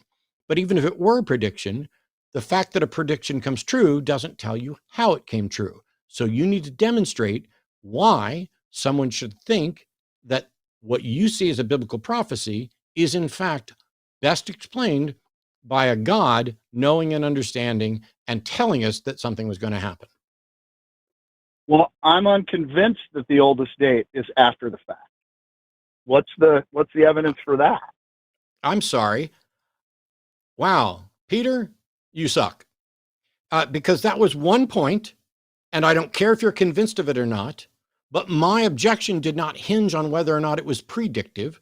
My objection was conditioned on whether or not there's a way to demonstrate that the best or only explanation for a true prediction is that there's a God involved. Yeah, I get it. Then therein lies my struggle, and it's part of, it's something I've been involved in and doing for 20 years, and I've watched you now for 2 years. I've probably seen 500 of your episodes, and I'm super compelled, and I'm struggling. I'm going to be honest. Well, you need to learn more about epistemology and how you can go about demonstrating that something is in fact a prophecy from a God versus, hey, I don't know why the proposed prediction in this event are in alignment. That's fair. I appreciate that. Peter, with what you were talking Yes. about in the beginning, so I'm trying to understand, were you calling in because you're saying what's the harm in kind of still believing in this light version as long as you don't believe in end times theology? Is that kind of what you were getting at? It's not necessarily what's the harm, I say. I've found incredible utility in helping my fellow Christians step away from trying to make this world worse so Jesus can come back. And I think that's a big problem right now in American evangelical Christianity, which is, here we have Donald Trump is going to be the next president. It pisses me off. Yeah, and I think Because it's that the way largely- forward is with skepticism and with valuing what is true instead of kind of watering down something that I believe to not be true. So why wouldn't we go ahead and take it all the way and say, like, is this true or not? Because that's what should matter, is if it's true or not if it's, well, maybe this is a way to kind of hold their hand and get them out of it. I think it should matter, because if it is true, I want to know that. If it's true that if we do a bunch of stuff, Jesus is coming back, I would like to know that. If that's not true, I would like to know that. It's also incredibly condescending to think that you can learn and handle the truth and escape Christianity, but you just need to soften Christianity for those other people, the lesser people. Well, it's not softened from my perspective. I mean, the whole dispensational futurism is a relatively new invention in Christianity. It's not, it's 150, 60 years old. Prior to that, the bulk of the eschatology of the church has been partial preterism. Mostly, Matthew 24 has always been assigned to the destruction of Jerusalem up until the last 150 years. So it's not a softening; it's a bringing back to the roots, I guess, is what I've always looked at it as. Yes, it is. It is not that. It is you thinking you're right and having no way to demonstrate it. It is you thinking you know better and having no way to demonstrate it. It is you overcoming certain aspects of Christianity that were obviously wrong and fairly simple and replacing them with the things that you don't currently have the ability to explain away.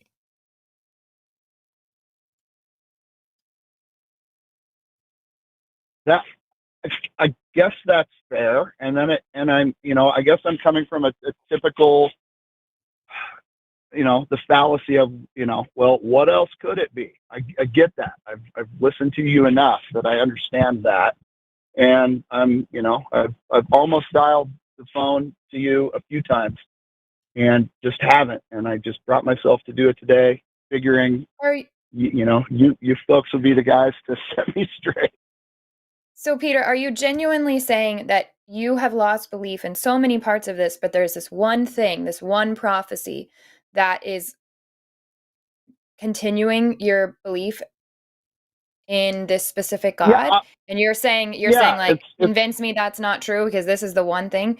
Because to me, if everything else fell apart, because that's what happened to me, then I was easily able to look at that and be like, okay, that's so silly because I went to Israel. I mean, I went to Jerusalem. I was all over that place. And yet here I am very much an atheist because none of that was compelling evidence. So if you're just like, look, I don't want to believe this anymore, but what do I do about this one thing? Then I think that's your answer. Go research that more. I think Matt already gave you a very, very, very solid answer that might help you to go back and listen to again after this call. But that's not a prophecy. Something getting destroyed after it was already written about in a book is not interesting to me. Fair enough. I care more. I appreciate the fact, John. Sorry, Peter. I was looking at my notes from John. My apologies. Okay. I appreciate the fact, Peter, that you're struggling with something and you're honest enough to acknowledge that and everything else and say, God help. That's great. I also appreciate the fact that you have considered the option that, like many others, it may be better to try strategically wiser to try to reform the Christians that you can reach. I know Muslims who are actively working to reform Islam by reaching the Muslims that they can reach. The problem is there are versions of both of those religions that are resistant, if not immune, to serious reform. And the ground that you're occupying with the hope of reform is one of, I don't believe, I'm going to be a little bit rude here, Peter, and for that I apologize. It seems to me that you do not believe there is a God, and you do not believe Christianity is true, and you are not convinced that these are the facts of the world, but you can't. You're afraid that if you throw it out, you haven't solved the prophecy problem. You haven't solved the origin of the universe problem. You haven't solved the moral problem, whatever it is. And so that's the thing that's keeping you in there. And so because you don't want to let go of it entirely, you think that you can, and by the way, when I say you think, I realize I completely tell people all the time, don't assume somebody's motivations. I'm saying this to you so that you can verify it or deny it. I'm not asserting this is the case. It seems that you think that if you can just reform Christianity to get rid of the parts that you don't like and build a Christian church that is focused on using this for productive good and whatever else, and then you guys will just be like, well, we don't know how to resolve this prophecy stuff. I think that that may be your goal. And while that is certainly a better goal than Westboro Baptist Church's goal, my goal is to get to the truth. And I don't want to reform cancer. I want to cure it. And Christianity is cancer, and Islam is cancer, and Scientology is bone cancer. And, I mean, if I'm wrong about what you're trying to do, I apologize and retract it. But if that is what you're trying to do, I'd recommend reaching out to recoveringfromreligion.org and also realizing that you can, without saying I'm a Christian, object to the exact same things. If you and I object to the exact same things, and neither of us has an explanation for how somebody wrote about the destruction of the temple and then it happened, then that's the same thing as all those other claims that you and I don't have an answer to. I don't have an answer to every potential case of spontaneous combustion. I don't have an answer to the various claims of unidentified aerial phenomenon. I don't have an answer to why, when I was laying on a trampoline with two of my friends looking up at the moon, it looked like the moon moved and wiggled to all of us. Maybe we were delusional. Maybe we were high. I don't know what the explanation is, but the mistake would be affirming an explanation that you cannot demonstrate. And if you affirm that prophecy is likely from a God, you are already assuming that a God is possible, should be considered a candidate, is eligible to be true, and that the prophecy is in fact a prediction that needs an explanation beyond chance or people actively working towards a goal.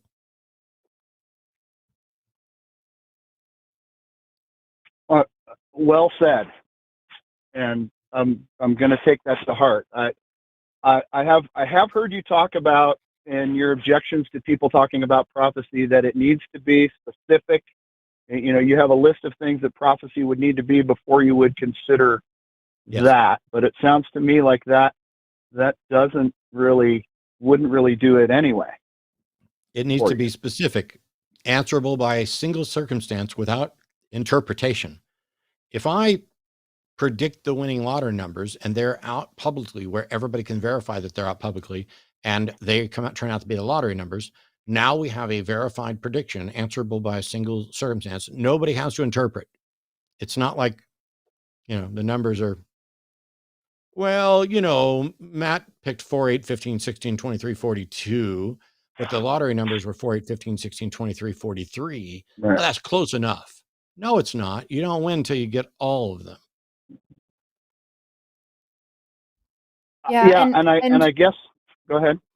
And predicting, that or claiming the claim that a prediction was made about a temple being destroyed during a time when political unrest was no secret. This was happening, and when there was a precedent for this happening before, a temple being destroyed due to political unrest, that's not that interesting to make this vague, like, well, this important building is going to get destroyed.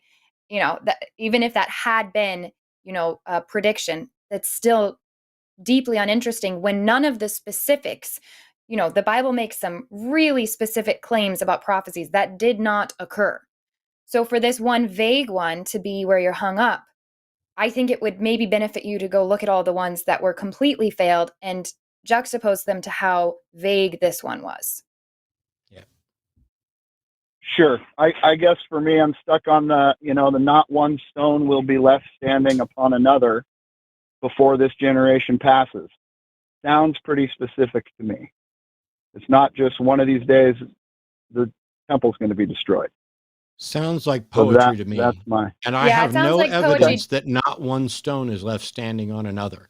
As a matter of fact, Right. I think we have evidence that there were still stones standing on another. So if that's the specificity that you're honoring, go over there and see if there's any stones still standing on each other. Because I guarantee you, after the destruction of the temple, there was in fact stones still standing on each other. Promise has been there to see it. I've only seen pictures. Yeah, there are stones very much standing on each other still. So that's another problem is as you that's why I'm saying go back and look at those details, and then look at what actually happened in reality. And I think that will help you a lot. Also, look up the Bible's prophecies about Tyre, because Bible prophesied that Tyre would be utterly destroyed and never rebuilt, and Tyre remains to this day. So there's a biblical prophecy that's wrong. And what's the Bible say about prophecies that are wrong and their origin? That they're not from God. Boom, boom, boom. Also, the Bible says that God is not the author of the confusion, and the Bible is clearly full of confusion and inspiring tons of confusion, which means the Bible can't be inspired by God. Boom, boom, boom. The Bible proves the Bible wrong. Well, thanks, you guys. You have been, I was seeking some help, and you have been helpful. I appreciate that you were not too hard on me, Matt, for my first time calling. I hope to call in again sometime. I didn't get put on mute. That was a victory for today, right? I appreciate that you don't think I was too hard on you. People are going to take anyway. Let's just go. Thanks, Peter. Thanks, Peter. You bet. Bye-bye. You're welcome to call back anytime. Bye-bye. Almost anytime. We're only live sometimes. Well, and so if you call when we're not live, that's not going to work out. Which is a good time to give a reminder that today's show, the Sunday show, is myself and Promise. There's a Sunday show after dark, which starts at 7 p.m. Central tonight with Forrest Valkai and John Gleason. Tomorrow at 6 p.m. Central, Erika Gibbon is going to be hosting Skeptalk. I don't know if it's going to be a 10-hour show like the last one, but I don't really care because I just love listening to Erika. I love listening to Forrest too, but I love listening to Erika as well. They're amazing. On Tuesday, you're hosting Chewed Gum with Alyssa. Yes. I don't know if you know. I mean, do you have an item topic that you guys are planning on focusing on Tuesday, or is it just going to be? We never know what. Oh my God, never know. We never know. I would love to hear from. There's a lot of people in our comments. Obviously, as the week goes on, people go on the comments, criticizing different things, like us saying like, or the way that we look, or things like that. And I'd love for some of those guys, because of course it is mostly guys saying these things, to actually call and tell us why that is that's a problem for them. I don't know. Those Yeah. kind of conversations would be cool. But I'm always looking for theist callers because I don't get those very often. I'm not sure why not. We've started to get a few more lately, but if theists want to call, and usually I am one who will let people talk longer. So if you're wanting to really talk, then call and have a chat. We usually have less callers, obviously, than the Sunday show. So we can give you a little bit more time. And I'm happy to do that. So if you're too afraid to call today, then call tomorrow night. Also, we are closing lines in the next 15 minutes. So go ahead and get your call in if you want to chat with Matt and I today. On that note, yes. So there's two theists there, 26 and 27. I didn't know which one you would prefer to start in. Either is fine. Cool. It looks like you have a follow-up call, but I'm good with either. Well, I'm going to take the follow-up call just because when Anna, and by the way, Anna's calling from New York, pronouns is she, her. She talked to me and Seth a couple weeks ago and has done some thinking and wants to follow up. I'm happy to participate in this, but also I think it may be more useful since she's already talked to me for her to talk to you more, but we'll see what Anna wants. Anna, how are you? Welcome back. Hi, Matt. Thank you so much for taking my call. It's a pleasure to talk to you again. I hope so. Looking forward. Yeah, well, yes, I hope so too. I hear that you're trying to wind up the show, so I'm going to try to be as quick as I can. No. I don't know. We've got time. We're just going to close the lines down at 4 because we have like 6 lines, and that could take another hour or so. Oh, okay. Well, I want to give the other people an opportunity, but I was thinking a lot of the things we discussed, and I hope you don't mind. You made some points, and I just wanted to get a few more thoughts. So I am a theist, but I have been an atheist. So I was raised Christian. I became an atheist. I am now a theist again, and I'm really struggling with a lot of things, and you could help me. So that's why I'm asking all these questions. And I'm very open. I can be persuaded. I just want to start with that. So you, in our last conversation, I had asked a question, and you gave me a hypothetical example, which was a great example, and I couldn't argue with it. And it, resonated, and I've given it a lot of thought. An example you gave was if a parent told a child that on their 21st birthday they were to inherit $1 billion, and they did this in order to get them excited about their 21st birthday, and then the 21st birthday comes and there's no $1 billion, that is obviously harmful.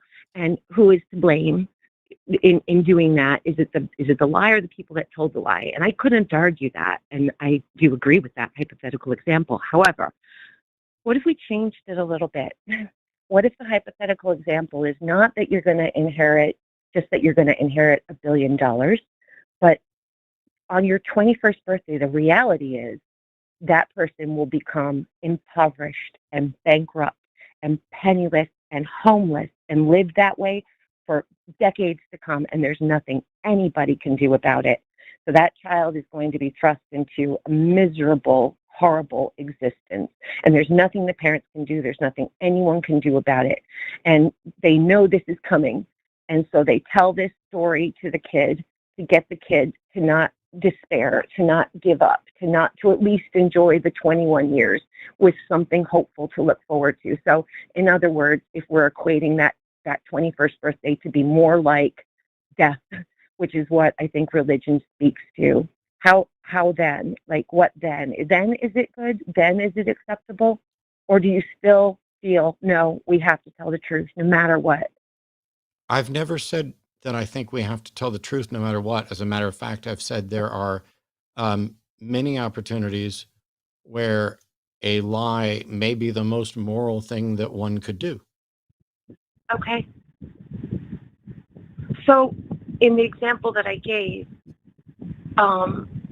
and I guess what I'm getting at is if Christianity, all of these religions that people have invented over the time we've been here on this earth, is to speak to people's fear of death, and that for people really are afraid of death. And I don't know how we pacify that. I don't know how we mitigate that. But to invent a religion, does that not speak to the utility of religion and why I don't perhaps care it about isn't the, such- I don't care about and have never denied the utility of religion. I care about whether or not it's true. Okay. Okay, so even given those states, you would still prefer that people embrace the truth. I would prefer it. So I would prefer to know the truth. There are other people who Okay. might not prefer to know the truth. And I am happy to give them the autonomy over their life to decide whether or not they're going to engage with the truth. However, Mhm. when they're dealing with other people, Right.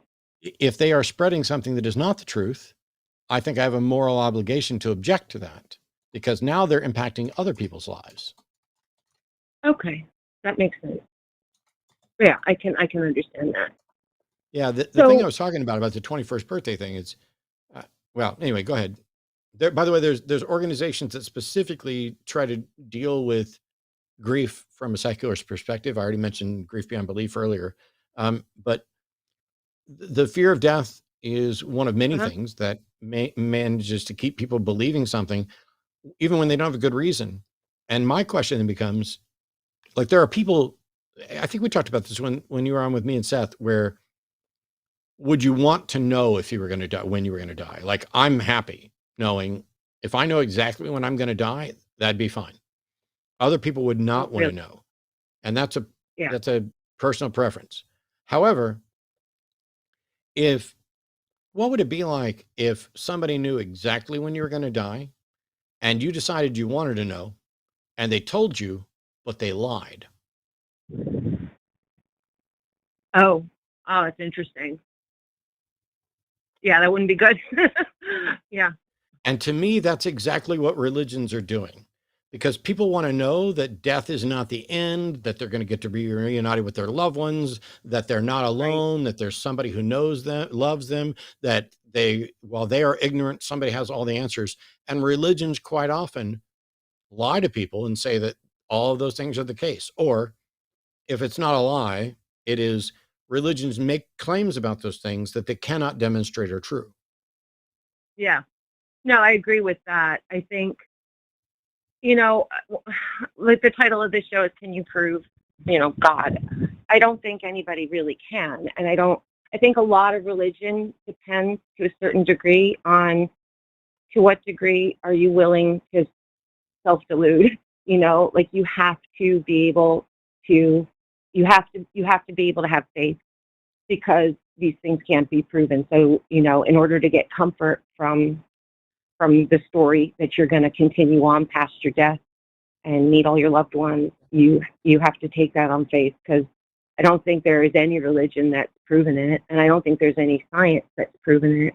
I don't think people come to religion. I think people come to religion because they're either born and raised into it, but if you later adopt a religion, and I've been reading a lot of books and listening to podcasts on this, I think intellectual conversion is very rare. I think people tend to adopt religion for more personal reasons, like need or the utility of it. If there's something going on. I'm I pretty don't, sure, Anna, at least I, I'm sorry. It's incredibly rude of me to interrupt. I'm pretty sure that if you keep going down this path, you'll be co-hosting this with Eve in a little while, because I am okay. 20 years doing this. And while I know some people who will present intellectual arguments that they think should convince people, which is perfectly fine. When I talk about William Lane Craig believes because of the inner witness of the Holy Spirit, but he argues on behalf of, let's say, the Kalam cosmological argument. That is not him being dishonest. That is William Lane Craig recognizing that his inner witness of the Holy Spirit is useless to everybody else. And so he must then present intellectual arguments.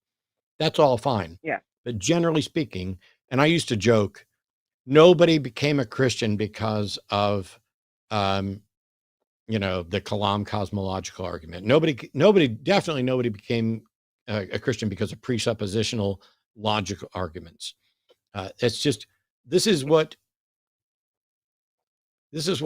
armchair apologists try to do so that they can appear to be much smarter, wiser, and well-grounded in their belief, And Yeah. Michael Shermer has a quote that I've borrowed and not credited to him many times, but I should credit it.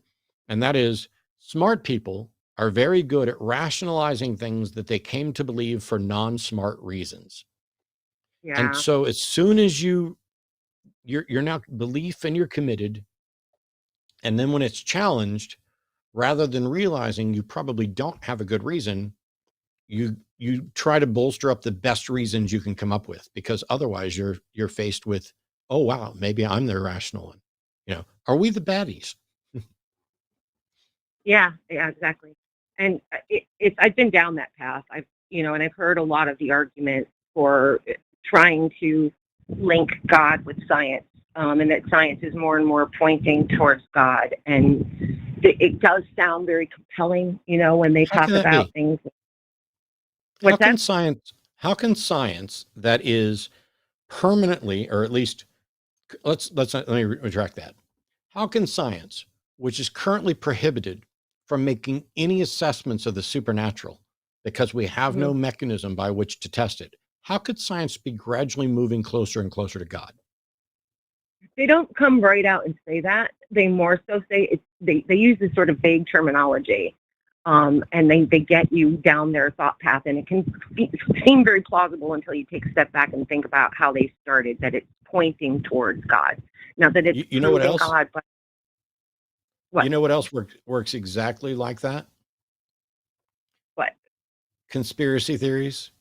Conspiracy theories are exist because people take disparate evidence, weave it together to create a compelling narrative Yeah. that at the surface level seems compelling, and beneath the surface level may not be remotely compelling in what it should be. Yeah, and it can get very complex, as it does even with the scientific arguments around God. They'll. I had one last I called. I started with the fine-tuned argument because that's one of their the favorite, the fine-tuned universe, and they can go on and on about the details of the fine-tuning and something from nothing. Like if the universe started with the Big Bang, what was before that? Something cannot come from nothing.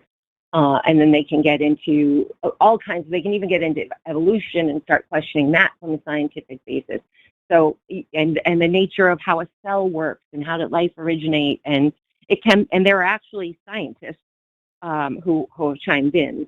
I'm forgetting his name, but there's a famous one. He's been in a zillion debates about religion. He's a Christian. He's British. I can't remember his name.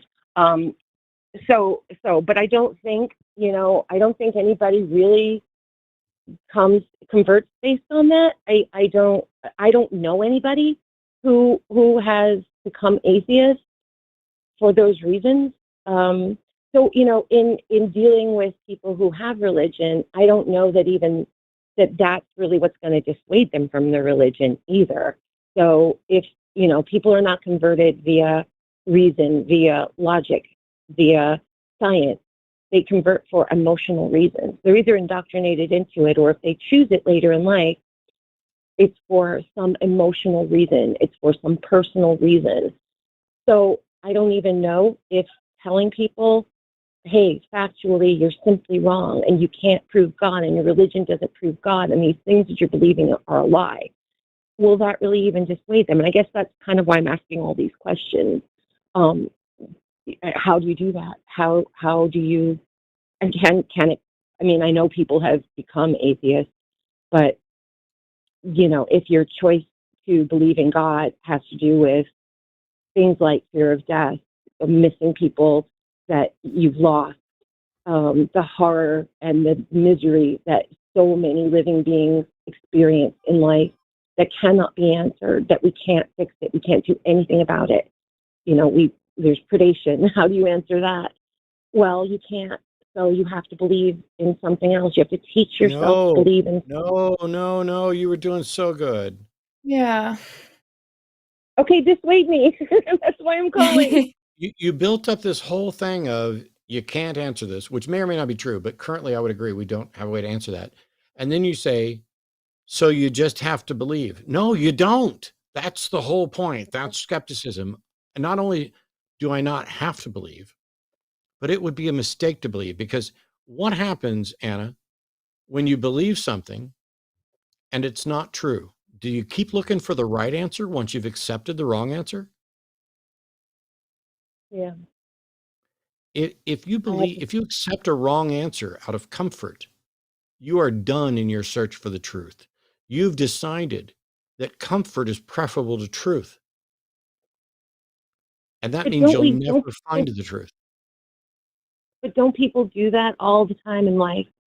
Not Yes. just religion, but let's say No. there's a That's what people do, but that doesn't make it the right thing to do. People do the wrong thing all the time. okay. But maybe it's not even, maybe it's the wrong thing, but for them, I don't know how to phrase this. Maybe it's the right thing. Like, How to can take a, how can ending your search for the truth when you Mhm. don't have reason to think you have the truth, how can that be the right thing? Okay, let's take a different example. Let's imagine And a I want to get marriage. Promise in here too, because I mean, I like talking to you, but Okay. she's Oh, got should I thoughts on go? all this for sure, and has been diligently taking notes through the whole call. I guarantee you. Okay. Yes, please. I'd love to hear your Yeah, thoughts. first of all, I love where you're coming from. It sounds like you're coming from a really honest position, and I really appreciate that. What I want to push back a little bit on, um, and this is anecdotal, but in my experience, you cannot choose what you believe. So, for example, I was a Christian. I desperately wanted to continue believing in a God, specifically for reasons that you listed, like fear of death and Mhm. depression and anxiety, because I was taught that these things would resolve that for me. Of course, they still weren't resolving it for me because I've been skeptical my whole life and things weren't adding up. And I reached a point, long story short, where I could not believe anymore. Just like with Santa Claus, I didn't have to choose to stop believing. I received information that caused me to no longer believe that. So I don't believe you can choose what you believe. It's you can make choices about information you take in and what you expose yourself to and how honest you are about those beliefs.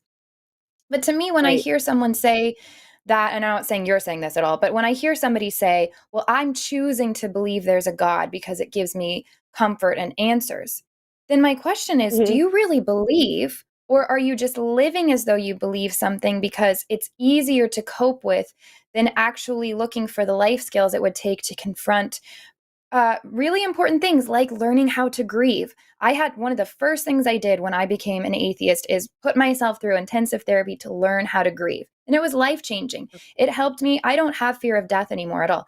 I mean, I'm not looking forward to dying, especially if it happens in some kind of painful way, but I'm not afraid anymore.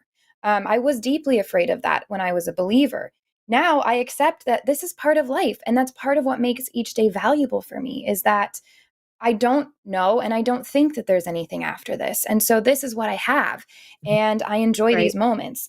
So I think this idea, first of all, that there isn't any kind of hope outside of religion is just a fallacy because I didn't find the hope within it, and I did find it out of that. So that's another reason why, to me, it's so much more important what is true. Because once I decided to prioritize figuring out what is true, then I was able to go out and seek the tools I need to cope with the things that religion was basically just offering a little band-aid for and wasn't allowing me to actually cope with. Sorry, that was a bit Right. of a tangent, but that's just No, my it just a was little very, personal thing in there. that was a really powerful argument, and I thank you for that. And I have to give some thought to everything you just said. And Please. my initial reaction to that is you're right. Like obviously you're right, but I think that's a very hard thing for people to do. And what you described obviously was hard for you. I don't think, I think giving up delusion, and I don't think just religion, I think just generally in life, we have a Yeah. tendency to cling to things that give us comfort. I know people who are living not religion, but they're living in some kind of a lie. And, Yeah. like they have a marriage where their husband is obviously cheating on them. But it's financial stability and there's the kids and it's easier to look the other way and just, teach yourself to believe that that's not really going on. But because to face it is catastrophic, to face it is life altering. and profound, and do you have the strength to do that? And I think maybe that's really what it comes down to, is do you have the strength to do that? Obviously you did, in the example that you just gave. I think it's a really challenging thing, though. Yeah, I think it's very complex, and I have people in my life that are in a place where I don't get into it with them because I feel protective over them, because I don't think Yeah. that they are, for whatever, I'm not going to disclose stuff, but for whatever their particular circumstance, it's not going to benefit them for me to be the one to come at them and try to make them value truth. So that's why this is all so complex. It's easy for me to be here on this show and have this audience where people get to consent to watching, is even if they want to complain about me, they're choosing to sit here and watch and listen to us. That's great. That's why I love this form of activism, because I'm not going door to door and forcing, skepticism on other people, but I do get to put it out there. I do get to advocate for skepticism, and that's one of my problems with religion, is that they, without any evidence or without any good reason behind it, feel that they have the right to go take this to other people and tell them that they need to now bring it into their life. So that's why I do this. But I'm not going door to door telling people, you need to become a skeptic right now. You need to drop your faith. I don't care that you are facing a disease right now that causes you to need to sit and pray, and that brings you comfort. Stop doing that. I think that would be really fucked up, for lack of a better term. So I'm not out there doing that. That's where the nuance is in all of this. Do I still think that that's not, that it's not true? Do I still think that those prayers aren't going to actually heal that person? Sure. But I don't feel the need to go force that on them. So I think this idea of saying that I'm a skeptic, I'm going to embrace truth, that does not mean you have to now go force that on other people. We don't have to be, door to door skeptics. Right. Although, Yeah. I think it's a bad idea, but from your perspective, Anna, what if somebody knocked on your door and said, "Hi, we're skeptics and atheists, and we noticed your Christmas decorations out front, including a nativity scene. We'd like to talk to you about how and why the nativity story is almost certainly not true." How would that register with you? Because to me, it'd be really weird.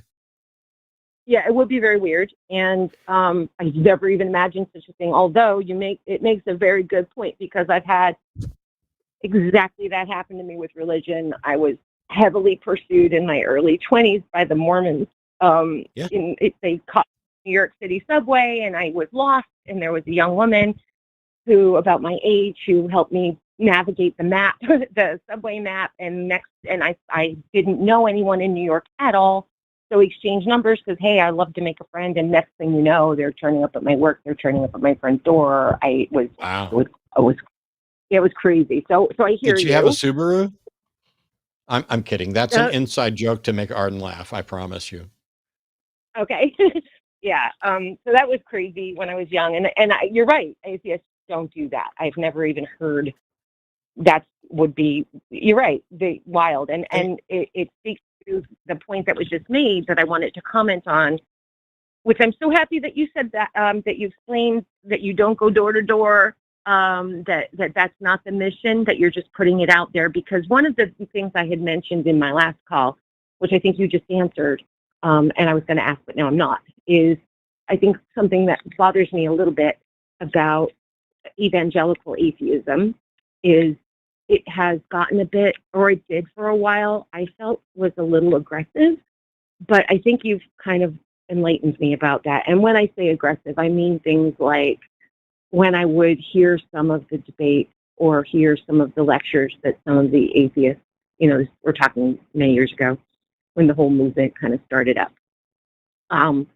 saying things like Richard Dawkins saying, basically advocating we should get in the faces of the religious, that we need to be loud, we need to be aggressive, we need to take it down. And obviously he wasn't going door to door, but his stance was it felt to me a little aggressive and a little not. Unfortunately, Richard Dawkins is only aggressive towards trans people now.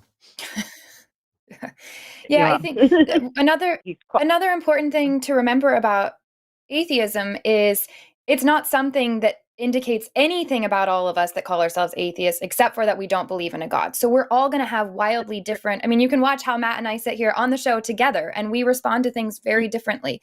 And we're all super different. We have our own theories because we're not all following a 2,000-year-old book and then claiming that we know exactly what it says and, going off of that.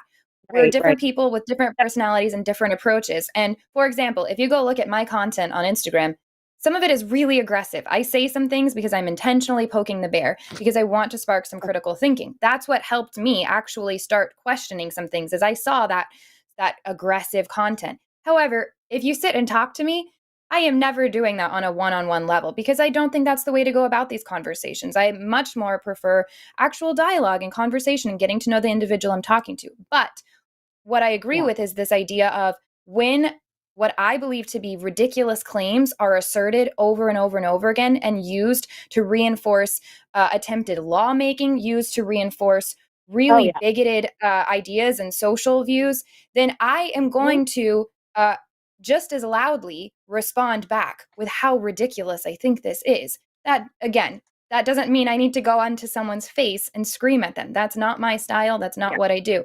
Meanwhile, I have had literal Christians come up to my face and scream at me. So,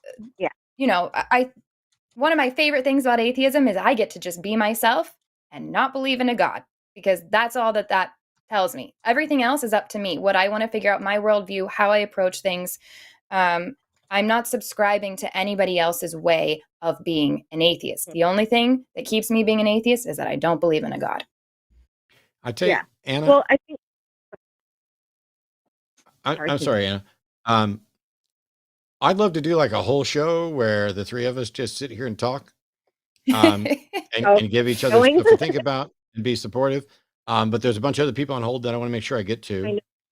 And so just call us back and we'll continue. And you will, I guarantee you, if we keep going like this, you will be the repeat caller that the chat is like, oh, good. I love it when Anna calls in because we get to call. Okay, I was so nervous about calling. Anna, I would love for you to call Chewed Gum sometime, Anna. I think Alyssa would love chatting with you as well. And I think it would be really fun for you to call. We have on Tuesday nights at 6 p.m. Central Time, we have our show. So if you're ever free on a Tuesday night and want to call.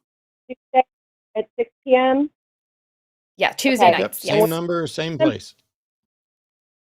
Same number, same place? Yep. Yes. Alrighty. Well, I will absolutely call. I have a bunch of other things I wanted to talk about, but I agree. I want other people to have an opportunity. It has been absolutely lovely. I have to. Thanks so much, Anna. Well, thanks, Anna. I hope we talk again. Thank you so much. Sounds good. Bye-bye. Yeah, at this moment in time, I genuinely don't give a shit if anybody else gets to talk. I just kind of wanted to keep talking with Anna, which is I know, a great it was thing, so nice. But there are other callers, and unfortunately, it would be rude to do that to them. So I'm gonna navigate away for just about 2 minutes. I have to pee, but don't tell anybody. I might take one of these atheist callers while you're doing that then. Yeah, that's well, you take whichever call you want. I'll be right back. Okay, cool. I'm on the big screen. I hate that. Okay, let's talk to Jean in Texas. Hey, Jean, how are you? Thanks so much for holding. I've been wood carving, so it's been pleasant all the way around. How nice. It sounds like a lovely Sunday afternoon. Indeed. Yeah. So what did you want to call us about? Well, this is a question I've had for pretty much my entire life, but I've never heard anybody ask the question, let alone attempt to answer it. And that is, would Mary, had she existed, let's say she did, would she have been stoned for adultery had she not convinced the community around her that she had had this visit from Gabriel, the Archangel Gabriel,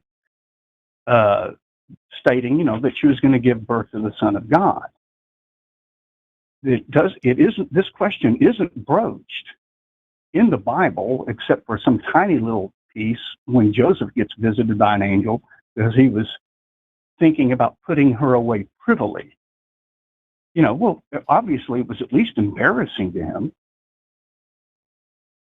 Yeah. So this is all very hypothetical because I personally don't think any of this happened. But Right. yeah, so we'd have to look into Jewish law at the time. I definitely think there would have been. I mean, we know now there are social repercussions for someone just showing up and being like, "Yeah, I'm pregnant," and like having no man around. People are going to be curious at a minimum, and especially if you are religious, oftentimes there's going to be negative social consequences.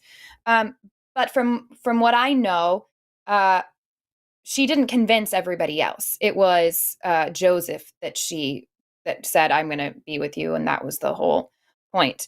But yeah, if you're getting into the whole idea, because I know a lot of people like to get into the joke that, Mary, basically this whole story started because Mary needed an excuse for why she got knocked up, I think okay. that's Well, just, that's the first I've heard. oh I'm yeah, sorry. no, this is a common joke that people make. I have never heard it. That is so wild. Yeah, I thought I Matt, was to the fill only one. No, you're not the only one that's thought it. It's a funny thought, and I Okay. think other than that, I don't really have many opinions on it because I just think that none of that was Yeah. really happening, and anything other than that would just be pure speculation. But it is funny to look back and make that joke and think, was a desperate teen Yeah. girl trying to It sounded cover like herself. Yeah. a convenient excuse, But since it's a hypothetical situation anyway, and chances are none of it ever happened anyhow, it's a moot point. Well, you're not alone in your musings. I actually Okay. remember seeing something like that when I was a Christian and just being like horrified at that thought, and I couldn't get out of my head, and I had to like go read about it and all that. But yeah, I think it's a funny thought, and Amazing. that's about it. Matt, any thoughts Okay. on Well, the idea that Mary created a whole story just because she didn't want to get in trouble for getting pregnant? I have no reason to think that very any of good. that actually happened. Yeah, But that's how I started the call. I don't know what you covered because I was away for a second, but they were betrothed, where they were engaged. And so Mhm. it would have been, if in fact she had, it would have been a version of adultery, but actually just would have been fornication. She just would have been having sex with someone other than the person she's supposed to be marrying. And so Joseph would have been the one that was slighted. And the only way to end a betrothal was also a divorce. I mean, a betrothal is basically you're married and you have to get divorced. It's just you haven't had the marriage ceremony thing yet. And so Joseph would have been the one that was slighted. He stayed with her. And so from the public perception of whether or not, she had a baby out of wedlock or whatever, it's unlikely that she would have been stoned unless Joseph, my understanding anyway, unless Joseph advocated for it. Because that's my Interesting. understanding. Mhm. But I'm not a first century Jewish law scholar or historian. So I'd recommend going, and asking, Kip or one of the other guys that is much, or Josh Bowen, any of those guys that spend some time in history are going to know way better than I am, and probably Eve knows better than I am. I do, Mhm. not I am. And of course, since it's all probably really a moot point anyway, I was just curious. Yeah, no, Well, it's a thanks, funny Gene. point. You're not alone. Thanks so much for calling, Gene. Thank you for taking it. Have a good one. Bye-bye. Bye. You too. Bye-bye. All right. I didn't want to get into the weeds with the theist before you were back, so I was like, we'll take a little There would have been reprieve. no weeds. One of the theists has a question for me. The other one, we lost somebody. We lost the person who was I going think to prove the Bible. Oh yeah, sure enough. We did. Well, these have been on about the same time. So let me take the one that's kind of just asking me a question. Hey, David in Belgium, pronouns are him, wants to know if I've ever considered Catholicism. Yes. And if not, why not? And he can present a case for Catholicism. David, how can you present a case for Catholicism without demonstrating that God exists? Eucharistic hymns of the church that go back to the Middle Ages. It was a very moving. Okay. Whoever that is seems to just be playing a video. I'm going to try this again. Real David, presence. David, We say. Okay, you're just playing a video. I'm dropping you. Bell, I apologize if English isn't your first language and you thought you could just call in and play a video in English, but that shit ain't happening ever. Yeah, that's interesting. It's a shame we lost a person who was going to call and defend the Bible. But Michael is a theist from California, pronoun to him, who would like to talk about modern day miracles showing the possibility of a God. What would hey, welcome, Michael. What would you describe as a modern day miracle? Basically an unnatural event that doesn't normally. No, I need an example. I don't need a definition of a miracle. I need an example. What's something that you think is a miracle? So basically a modern day resurrection. Do you have a evidence? Dead person? Do you have evidence of a modern day resurrection? Where? Yes, sir. So there's an article that I read. It's about an African pastor who was involved in a car crash in 2001.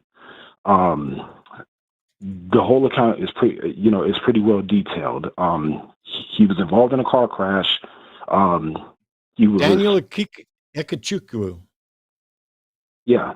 It's a Daniel fraud. Okay, you believe that that's a fraud? Yes. Well, why do you say it's a fraud? I'm just curious. Because there's insufficient evidence to show that that person was dead and that they were resurrected. And so claiming otherwise, I count as fraud. Okay. Do you? So the article mentions that not only does he get seen by two different hospitals based upon the request of his wife. Michael, where's the scientific evidence?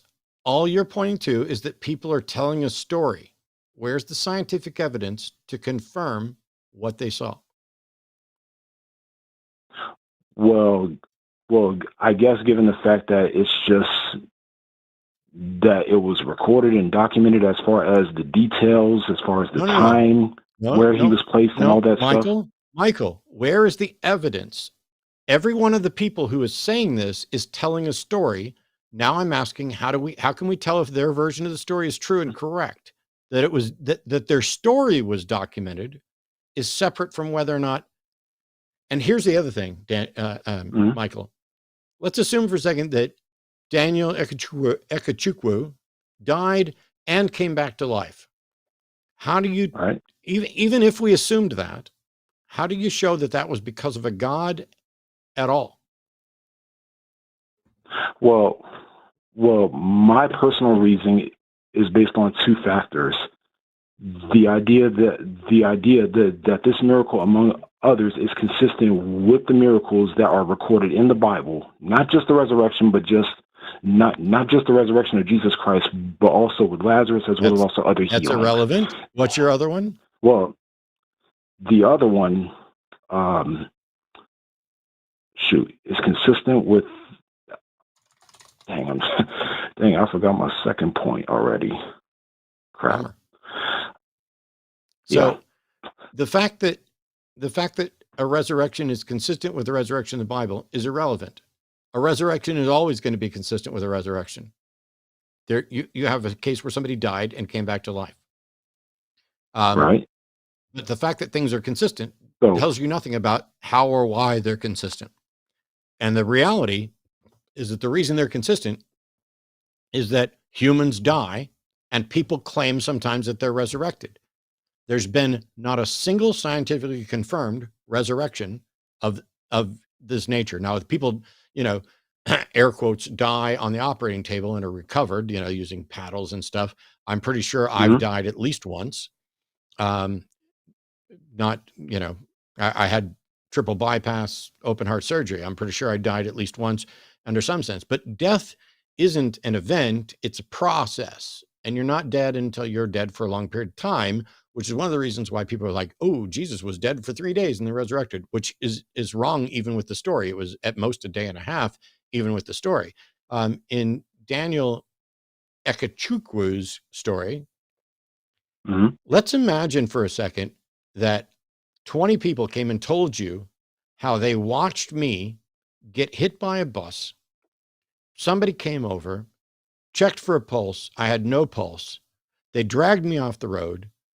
Paramedics came, put me on a gurney. And while I was on the gurney, somebody laid a hand on me and prayed, and I revived. Is that a resurrection?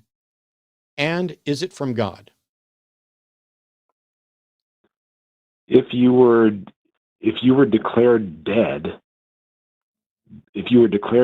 by a medical professional, in this particular case, he was. If you were declared dead, and they can prove it, they're going and they're able to show it, and somebody prays for you, and you come back to life again. Yeah, that is a bona fide resurrection, because a medical professional saw you. Is it from God? Is it from God? Is it a miracle? And how do you know? Yes.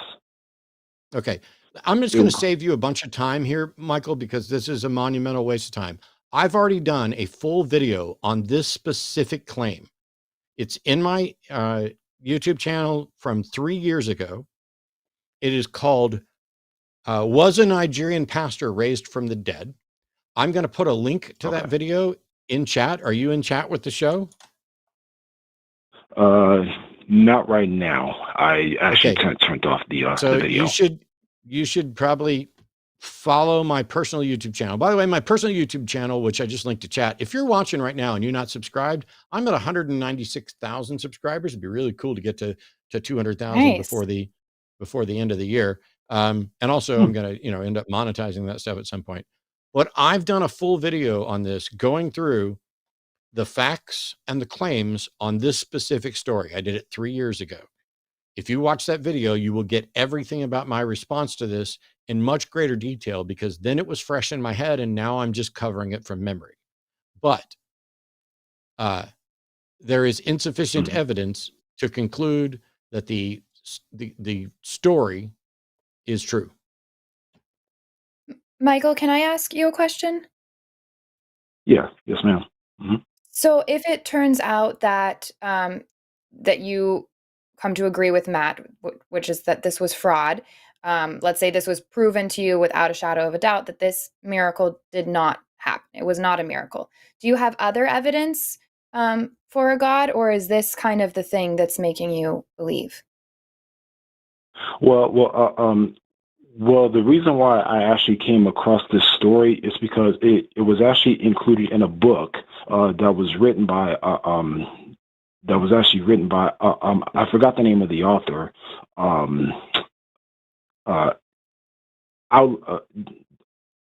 tried to find it earlier. With this particular account, among others, was actually recorded in a book. And there's actually a video on YouTube that actually explains 5 medical miracles that have taken place in Michael, relative history. So is this just one miracle that you're listing, and there's a bunch of others that have convinced you that there's a God? Well, I was convinced that there was a God before this. Okay. What convinced you that there was a God? So it's more so a matter of personal conviction and faith in willing to trust this God that I've read about and learned about. I grew up in church, so so I'm a church baby. I was too. I totally. Yeah. I walked down the aisle at the age of 5 and accepted Jesus into my heart. Half of my family was Baptist, half my family was Catholic. Yes, I've looked into Catholicism. I ended up on the Baptist side, and we were convinced that Catholicism was a cult, and now I'm convinced they're all cults. Just cult is the label the big church puts on the little church. But Michael, do you think that it's possible that because you were raised already to believe in a God and in a specific God, that you are taking that bias over to these stories when you hear of something happening and you're saying, well, maybe this is proof that I can keep believing what I've been believing my whole life, as opposed to, hey, I want to know what's true or not. Let me go get to the bottom of what's actually real. Yeah. It was just that if it was just me just doing the normal stuff, as far as like just going to church, or even trying to serve or whatever, I would. Wait, oh, I'm sorry. Could you repeat that question one more time? Because I want to answer it. I Yeah, want to get on a yeah, no, rabbit of trail. course. So my question for you is, do you think that it's possible that you're biased toward belief in a God because you were raised, like you said, in church, and you were raised to believe in this specific God? Do you think that that bias is possibly influencing how seriously you take these miracle claims and causing you to take them in as confirmation for something instead of examining them skeptically and saying what's actually true? So yes, there is a little bit of bias there, given the fact that I am willing to give credit to God where it is due, but it doesn't stop me from researching the actual account How do you of know when actually it's seeing. due? Well, I mean, how you said how do I know when it's due? Yeah, you said you're willing to give credit to God when it's due. So am I. How do I know when credit to Mhm. God is due?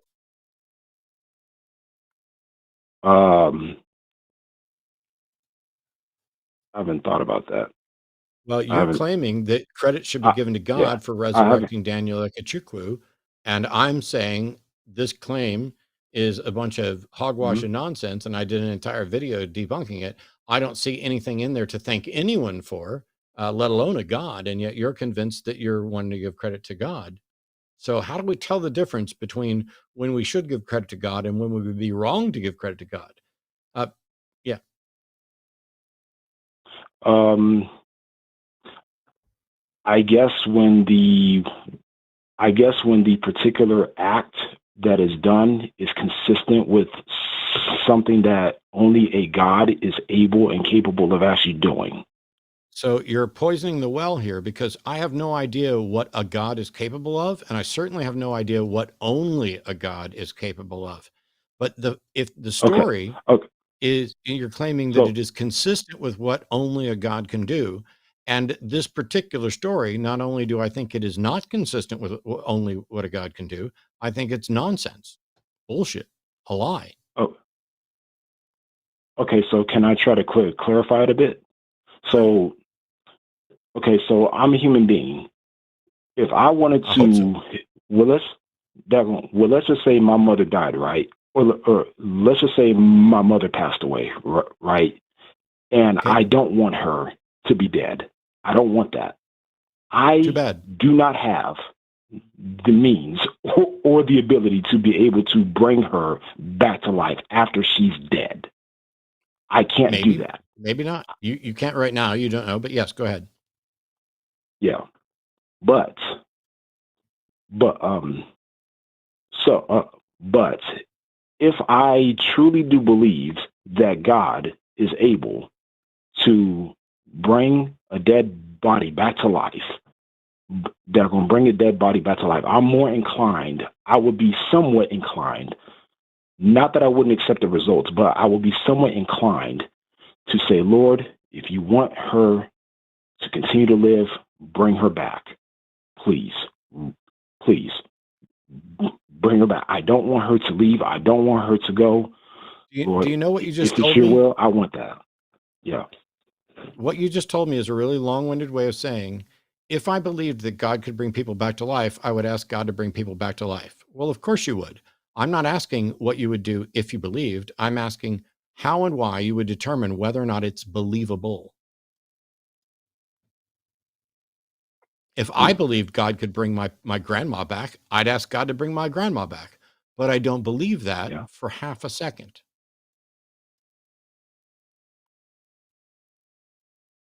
Okay. So, okay. Okay. Okay. All right. Can I speak really Well, candidly with you, Michael? And then we can continue the back and forth if you want. But can I just add something in here?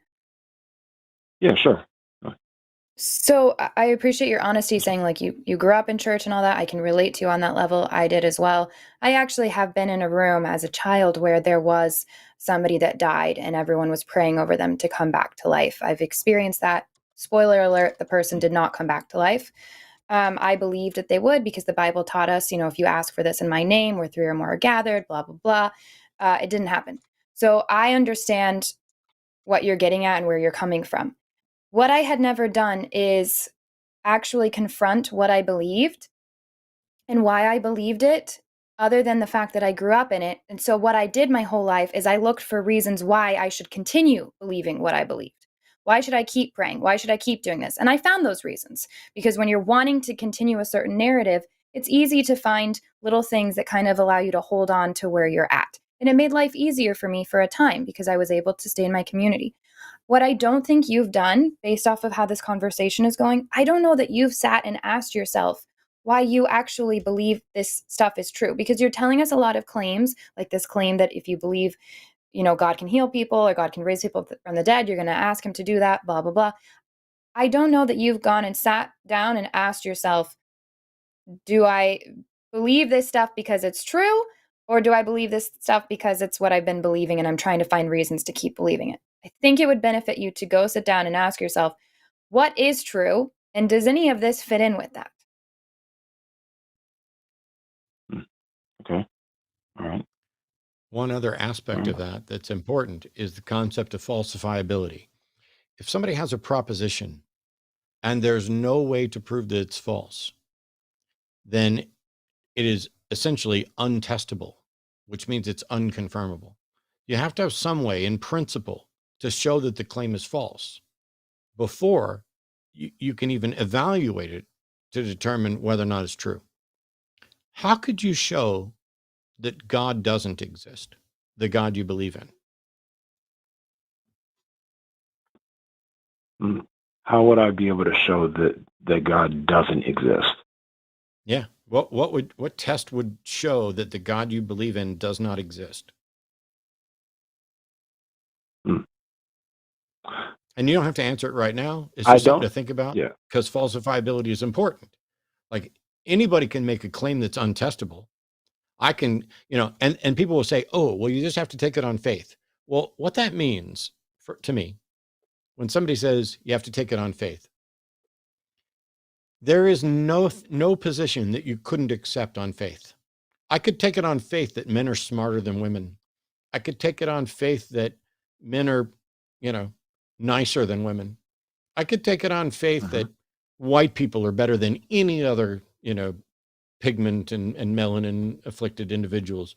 I could take it on faith that atheists are 10 times smarter than anybody of any religion. And if there's no way to falsify those claims, then I can sit here comfortably in my bigoted, ignorant, and probably false delusions about all of those things. And so that's why we need to find a way to make sure that we are believing things not only for which there seems to be evidence, but for which they are potentially falsifiable, and that falsification has not occurred despite attempts. This is how the scientific methods end up working. And it's done that way because it's more reliable. So I've posted a link to that video on the Nigerian preacher. I did that 3 years ago, and it's been in chat a couple times. I know you probably missed it. If you want to email or message, or if you want to jump into chat again for the show, I'm sure someone will relink it to you. But okay, if this story about this Nigerian preacher isn't why you believe, and if we showed that all of those claims about resurrections were false, would that make you stop believing, or would you just continue believing and you'd be talking about other reasons for belief? And that's exactly what Promise was asking. Yeah. Yeah, it's a little bit more than that, given, and I'm gonna be candid here. Yeah, it's fine. Given the idea that that God raising somebody from the dead, in a sense, gives me hope and an expectation that is also going to take place in the near future. Yeah. So once again, you're telling me. You're telling so me if you believe something, you'd ask God to do it, and if you believe something can happen, that gives you hope. But what if it can't happen? Doesn't that mean your hope is now false hope? and you've spent time hoping for something that can't happen? Well, yes. Do you care about whether or not your beliefs are true? I do look for truth in a particular claim. I don't, and keep in mind, I'm not an expert on truth. I know that certain things are true. I know that certain things are true. Yeah. Meaning, meaning that they're valid. Meaning that they're valid and they're consistent with a particular point or claim that is made. But as far as like ultimate truth, objective truth, I don't have a monopoly as far as an understanding on that. And that's not even in the ballpark of an answer to the question. Yeah, Michael, I asked. Go ahead, Bronze. Can I ask, do you care about believing something because it makes you feel good or because it's true? Which of those matters more to you? Whether or not it's true. Whether it's true. I care more about that rather than comfortability. Good. I think that's a great place to start. I don't know that you've held your current beliefs to that standard yet. On a quick note, and this is just a side thing, we're not going to go down this route. I've got one more call I want to get to, and I know you were talking about modern day miracles. And the phrasing was, let's talk about how modern day miracles show the possibility of God. And I'd like to point out that even if miracles occurred, how would that show the possibility of a God? Well, okay, so I chose the grandest example as far as resurrection because I believe that if death were to take its natural course, Daniel Okechukwu, he would have been in the grave right now. He would, and even at this point in time, he may have died. I mean, because it's 2024. This took place in 2001 or whatever. So, so he may be dead. But the point is that if death were to take its natural course based upon this account alone, Daniel Okechukwu, he wouldn't have gotten up and started walking and started walking around, and people were able to actually interact with him before. Like, I don't even remember what question I asked you, and I know that you didn't come anywhere near addressing it. You asked the question of how does, if miracles do happen, how does that show that there is a God? Yeah. Thank you for remembering the question. I didn't. Yeah. Okay. So how does it show? Let's say we confirmed anybody. Let's just pick somebody. Let's say your mom. Your mom died and came back to life. How does that show that God is possible? Because I don't believe that it would be possible outside of God. That's the problem. Nature wouldn't have been able to. I mean, nature wouldn't have been able to do it. No. This is the problem. You are saying it shows the possibility of God because you don't believe that's possible without a God. And yet you can't demonstrate that this is impossible without a God. So it only shows it's possible. Once again, we're back to the same thing you've done 2 or 3 other times now, which is because you believe in a God, you think God is possible. That is circular reasoning. If the question is God real? Or if the question is God possible? If you say God is possible because I already believe there's a God, that is a completely fallacious position.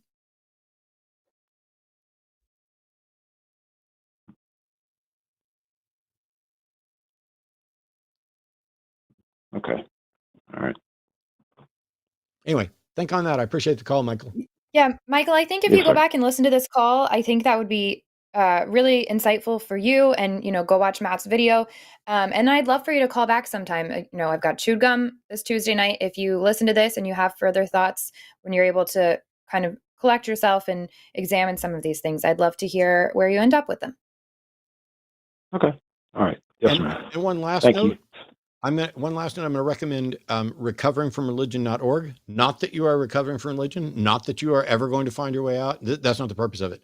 For anyone dealing with questions and struggling, they're not going to try to talk you out of your religion, but there are people there. If we're not live and we're not able to answer questions, there are people there that can talk to you about these things, but they're not there to debate. So please keep calling us to, debate and learn and everything else.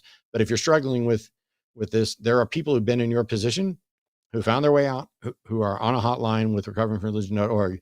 And at a minimum, if you find better reasons to believe, they want to know, Promise wants to know, I want to know, we all want to know if there's a better reason to believe.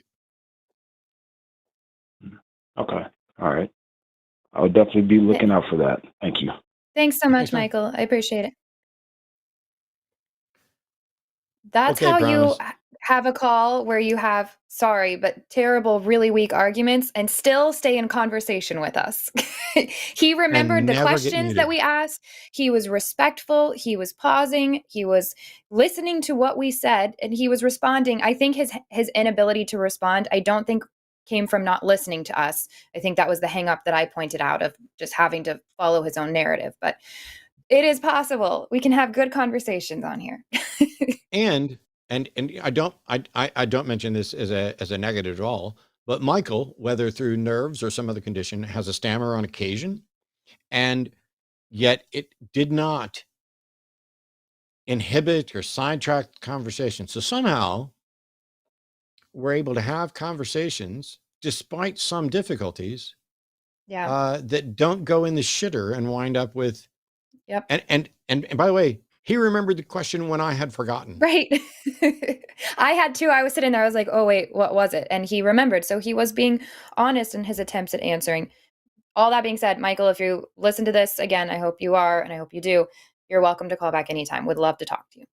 Yeah, Michael and Anna could start a in the midst of potential deconstruction pro and against show together at some point. Or just like teach people how to call in on the line. Here's how to not get hung up on. Don't start by whining about being muted, and don't play audio clips from shows over your shitty microphone so that it sounds like Charlie Brown's teacher or something. Oh, man. We have one more call that we're going to get to, and that's going to close us out today. And just as a reminder, there are shows on the Line Network almost all the ding-dang time, or almost every day or so.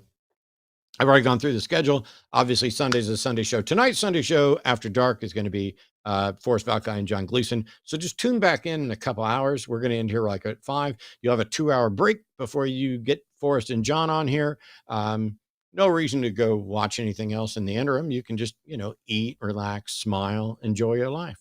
And then they'll also give you an update on what's going on the rest of the week as well. So for today's final caller, Jock in Scotland has been on hold for an hour and a half. Welcome to the show. Thank you for your patience. No problem, Matt. It's a pleasure to be with you. What do you got? I assume you can hear me? Yes. Yep, we can hear you. Cool. Matt, great respect. Promise, it's lovely to chat with you this evening. Thanks for calling. I think, as I said in my initial comments to your background people, I have great concerns about some of the so-called science that's been peddled in our mainstream science media for this past 100 years, in fact. And I'd like to discuss that with you and bring it to your listeners' attention. I'm actually, wow. Man, I hate to do this to you, Jock, because you waited an hour and a half. I don't know how any of this is relevant to the show. I'm sorry to hear that, because I think it's a really important thing that our fellow skeptics and science-minded folks need to consider and be aware of. I'll give you a couple of minutes to make a quick assessment, but I mean, this seems like at best it'd be better for Skeptalk because it's about education and stuff like that, but it has nothing to do with religion. It has nothing to do with God beliefs. And But go ahead. Well, maybe what you're going to say is really important, but the if other I problem may, is there's a lot of people that have all kinds of things that are interesting and that is relevant to fellow atheists, maybe, but we just have to be careful about like just giving over a platform just so you can make an announcement, you know? Sure, yeah, I get it. My problem is that I see this, what I see as a blatant fraud, having been perpetrated upon science by creationist religion.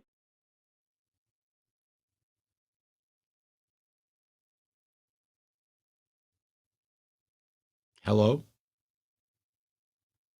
Did you hear me? Yeah. Tell us about the fraud perpetrated by creationist religion. Well, the way I see it, guys, there are trillions of dollars that have been spent chasing fantasies.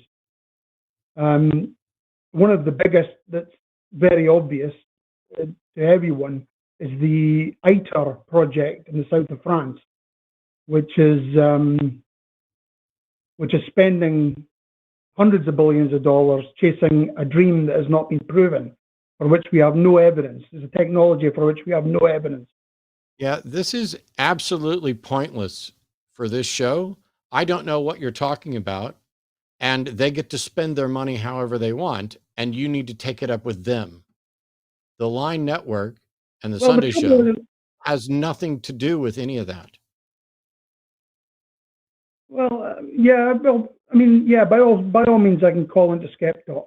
I'm not even sure this is good for Skeptalk. I hate to saddle Erika with something that may also be irrelevant. You think that money is being wasted investigating something that you think is a fraud. What does talking about it on this show do? Well, this is trillions of dollars of taxpayers' money being funneled not my into money. what really is. It's not my money. It is. It's all our money. No, it's not. Dollars from the United States. No, it's not. It is. I don't pay taxes to France. I don't pay taxes to France. You pay it to your government, and your government pays Jack, that money. I don't give a fuck. To the consortium. Okay, I've been as polite as I can be, Jack. I don't give a fuck. Goodbye. Okay. I hate that the show had to end like that. An hour and a half on hold because you've got a pet issue in co-host syndrome. This isn't your platform. I have no way. I don't know what you're talking about. I don't know what study France is doing. I don't know which part of Arthur Eddington's work you're referencing. I don't know what taxpayer money is going on it. I said I would give you a chance to actually spell it out, but you said a sentence and then paused forever for dead air on the show. I'm sorry. You failed to capture even the slightest hint of a bit of my interest in this subject. I may be monumentally wrong. It may well be an incredibly important issue. It may well be an amazingly important issue. But you know what else is an important issue that we didn't talk about today? Climate change. We didn't spend much time talking about the fact that the United States is about to be taken over in every branch of the government by fascist Christian nationalists. We didn't talk that much about human rights. You're concerned because you've seen a fraud in science that's being perpetrated on the community, and you wanted to use our platform to talk about it. Well, up your game, because you did not have the capacity to make this remotely interesting and relevant to the show. If there's a problem somewhere in the world with how a government or research facilities are spending their money, this is not the avenue to address or correct that. It's just not. This isn't the chat show. This is the call in and defend your notion about God show. This is the call in and ask questions about God stuff. And by the way, I don't know that you're right. I don't know that what we're talking about is a hoax because I don't know the subject. I don't know that it is a waste of money because I don't know the subject. So call someone who gives a fuck, because I don't. Now, Yeah, I I might think give we a just fuck can't. later. Sure, I but might that's find why I out. was saying Yeah. we can't just like give over the mic to, we like this. The Line network didn't just pop out of nowhere. It was something that Jimmy built up, that was created, and you don't just get to. It's just like, imagine like going to, not to compare the Line to Oprah, but imagine like being on the set of the Oprah show and then just walking up there and be like, I need you to interview me now because actually I have something interesting to say. I feel like also we owe him an apology because, his call subject was there for the entire hour and a half he's on hold. But so for those of you who don't know, there's a list of all the callers that are available. And because we are always going to prioritize theist callers, I look over and I just look at the theist. I don't even read what's on the atheist one because a lot of Yeah. folks, if they're on hold for like an hour, they hang up, and good for them. If they get to the point where they realize we're probably not going to get to it, cool. But, I tried at the start of the call saying, I don't see how this is relevant. And well, that's disappointing. Okay. This isn't the Skeptic Science Review Show. And by the way, neither is Skeptalk. Now, you might want to call and see if Erika has, thoughts on it or knows, or maybe since you're talking about, physics related stuff, maybe Dr. Aron Adair would be good. And maybe when Aron sees this, he'll be like, oh, Matt, you really fucked up. This was legitimately important and something that was well worth addressing going on.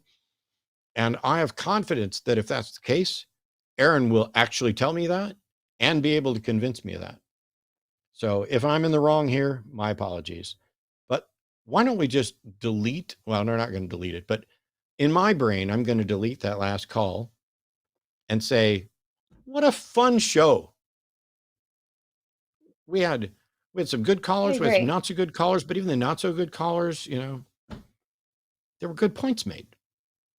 Yeah, I think it was all around exciting. Even Caleb.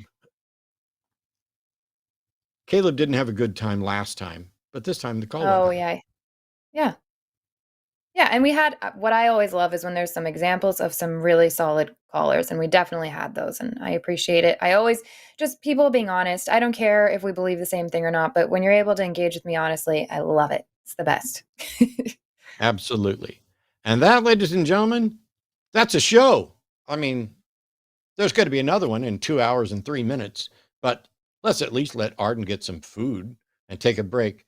Huge thank you to Stephanie for screening our calls today, for all of our moderators for making everything fun and live. You can like, subscribe, ring the bell, do all of that stuff. And by the way, if you're not able to contribute and donate by going to patreon.com/calltheline or buying stuff at Line Merch, liking and subscribing is one way to actually promote the channel, but also clicking the links down in the description boosts the algorithm. Just clicking around, even if you're not going to buy anything, convinces YouTube that we're still relevant, because we are. As a matter of fact, #1 atheist call-in show on the planet. Fight me if you think I'm wrong. See you next time.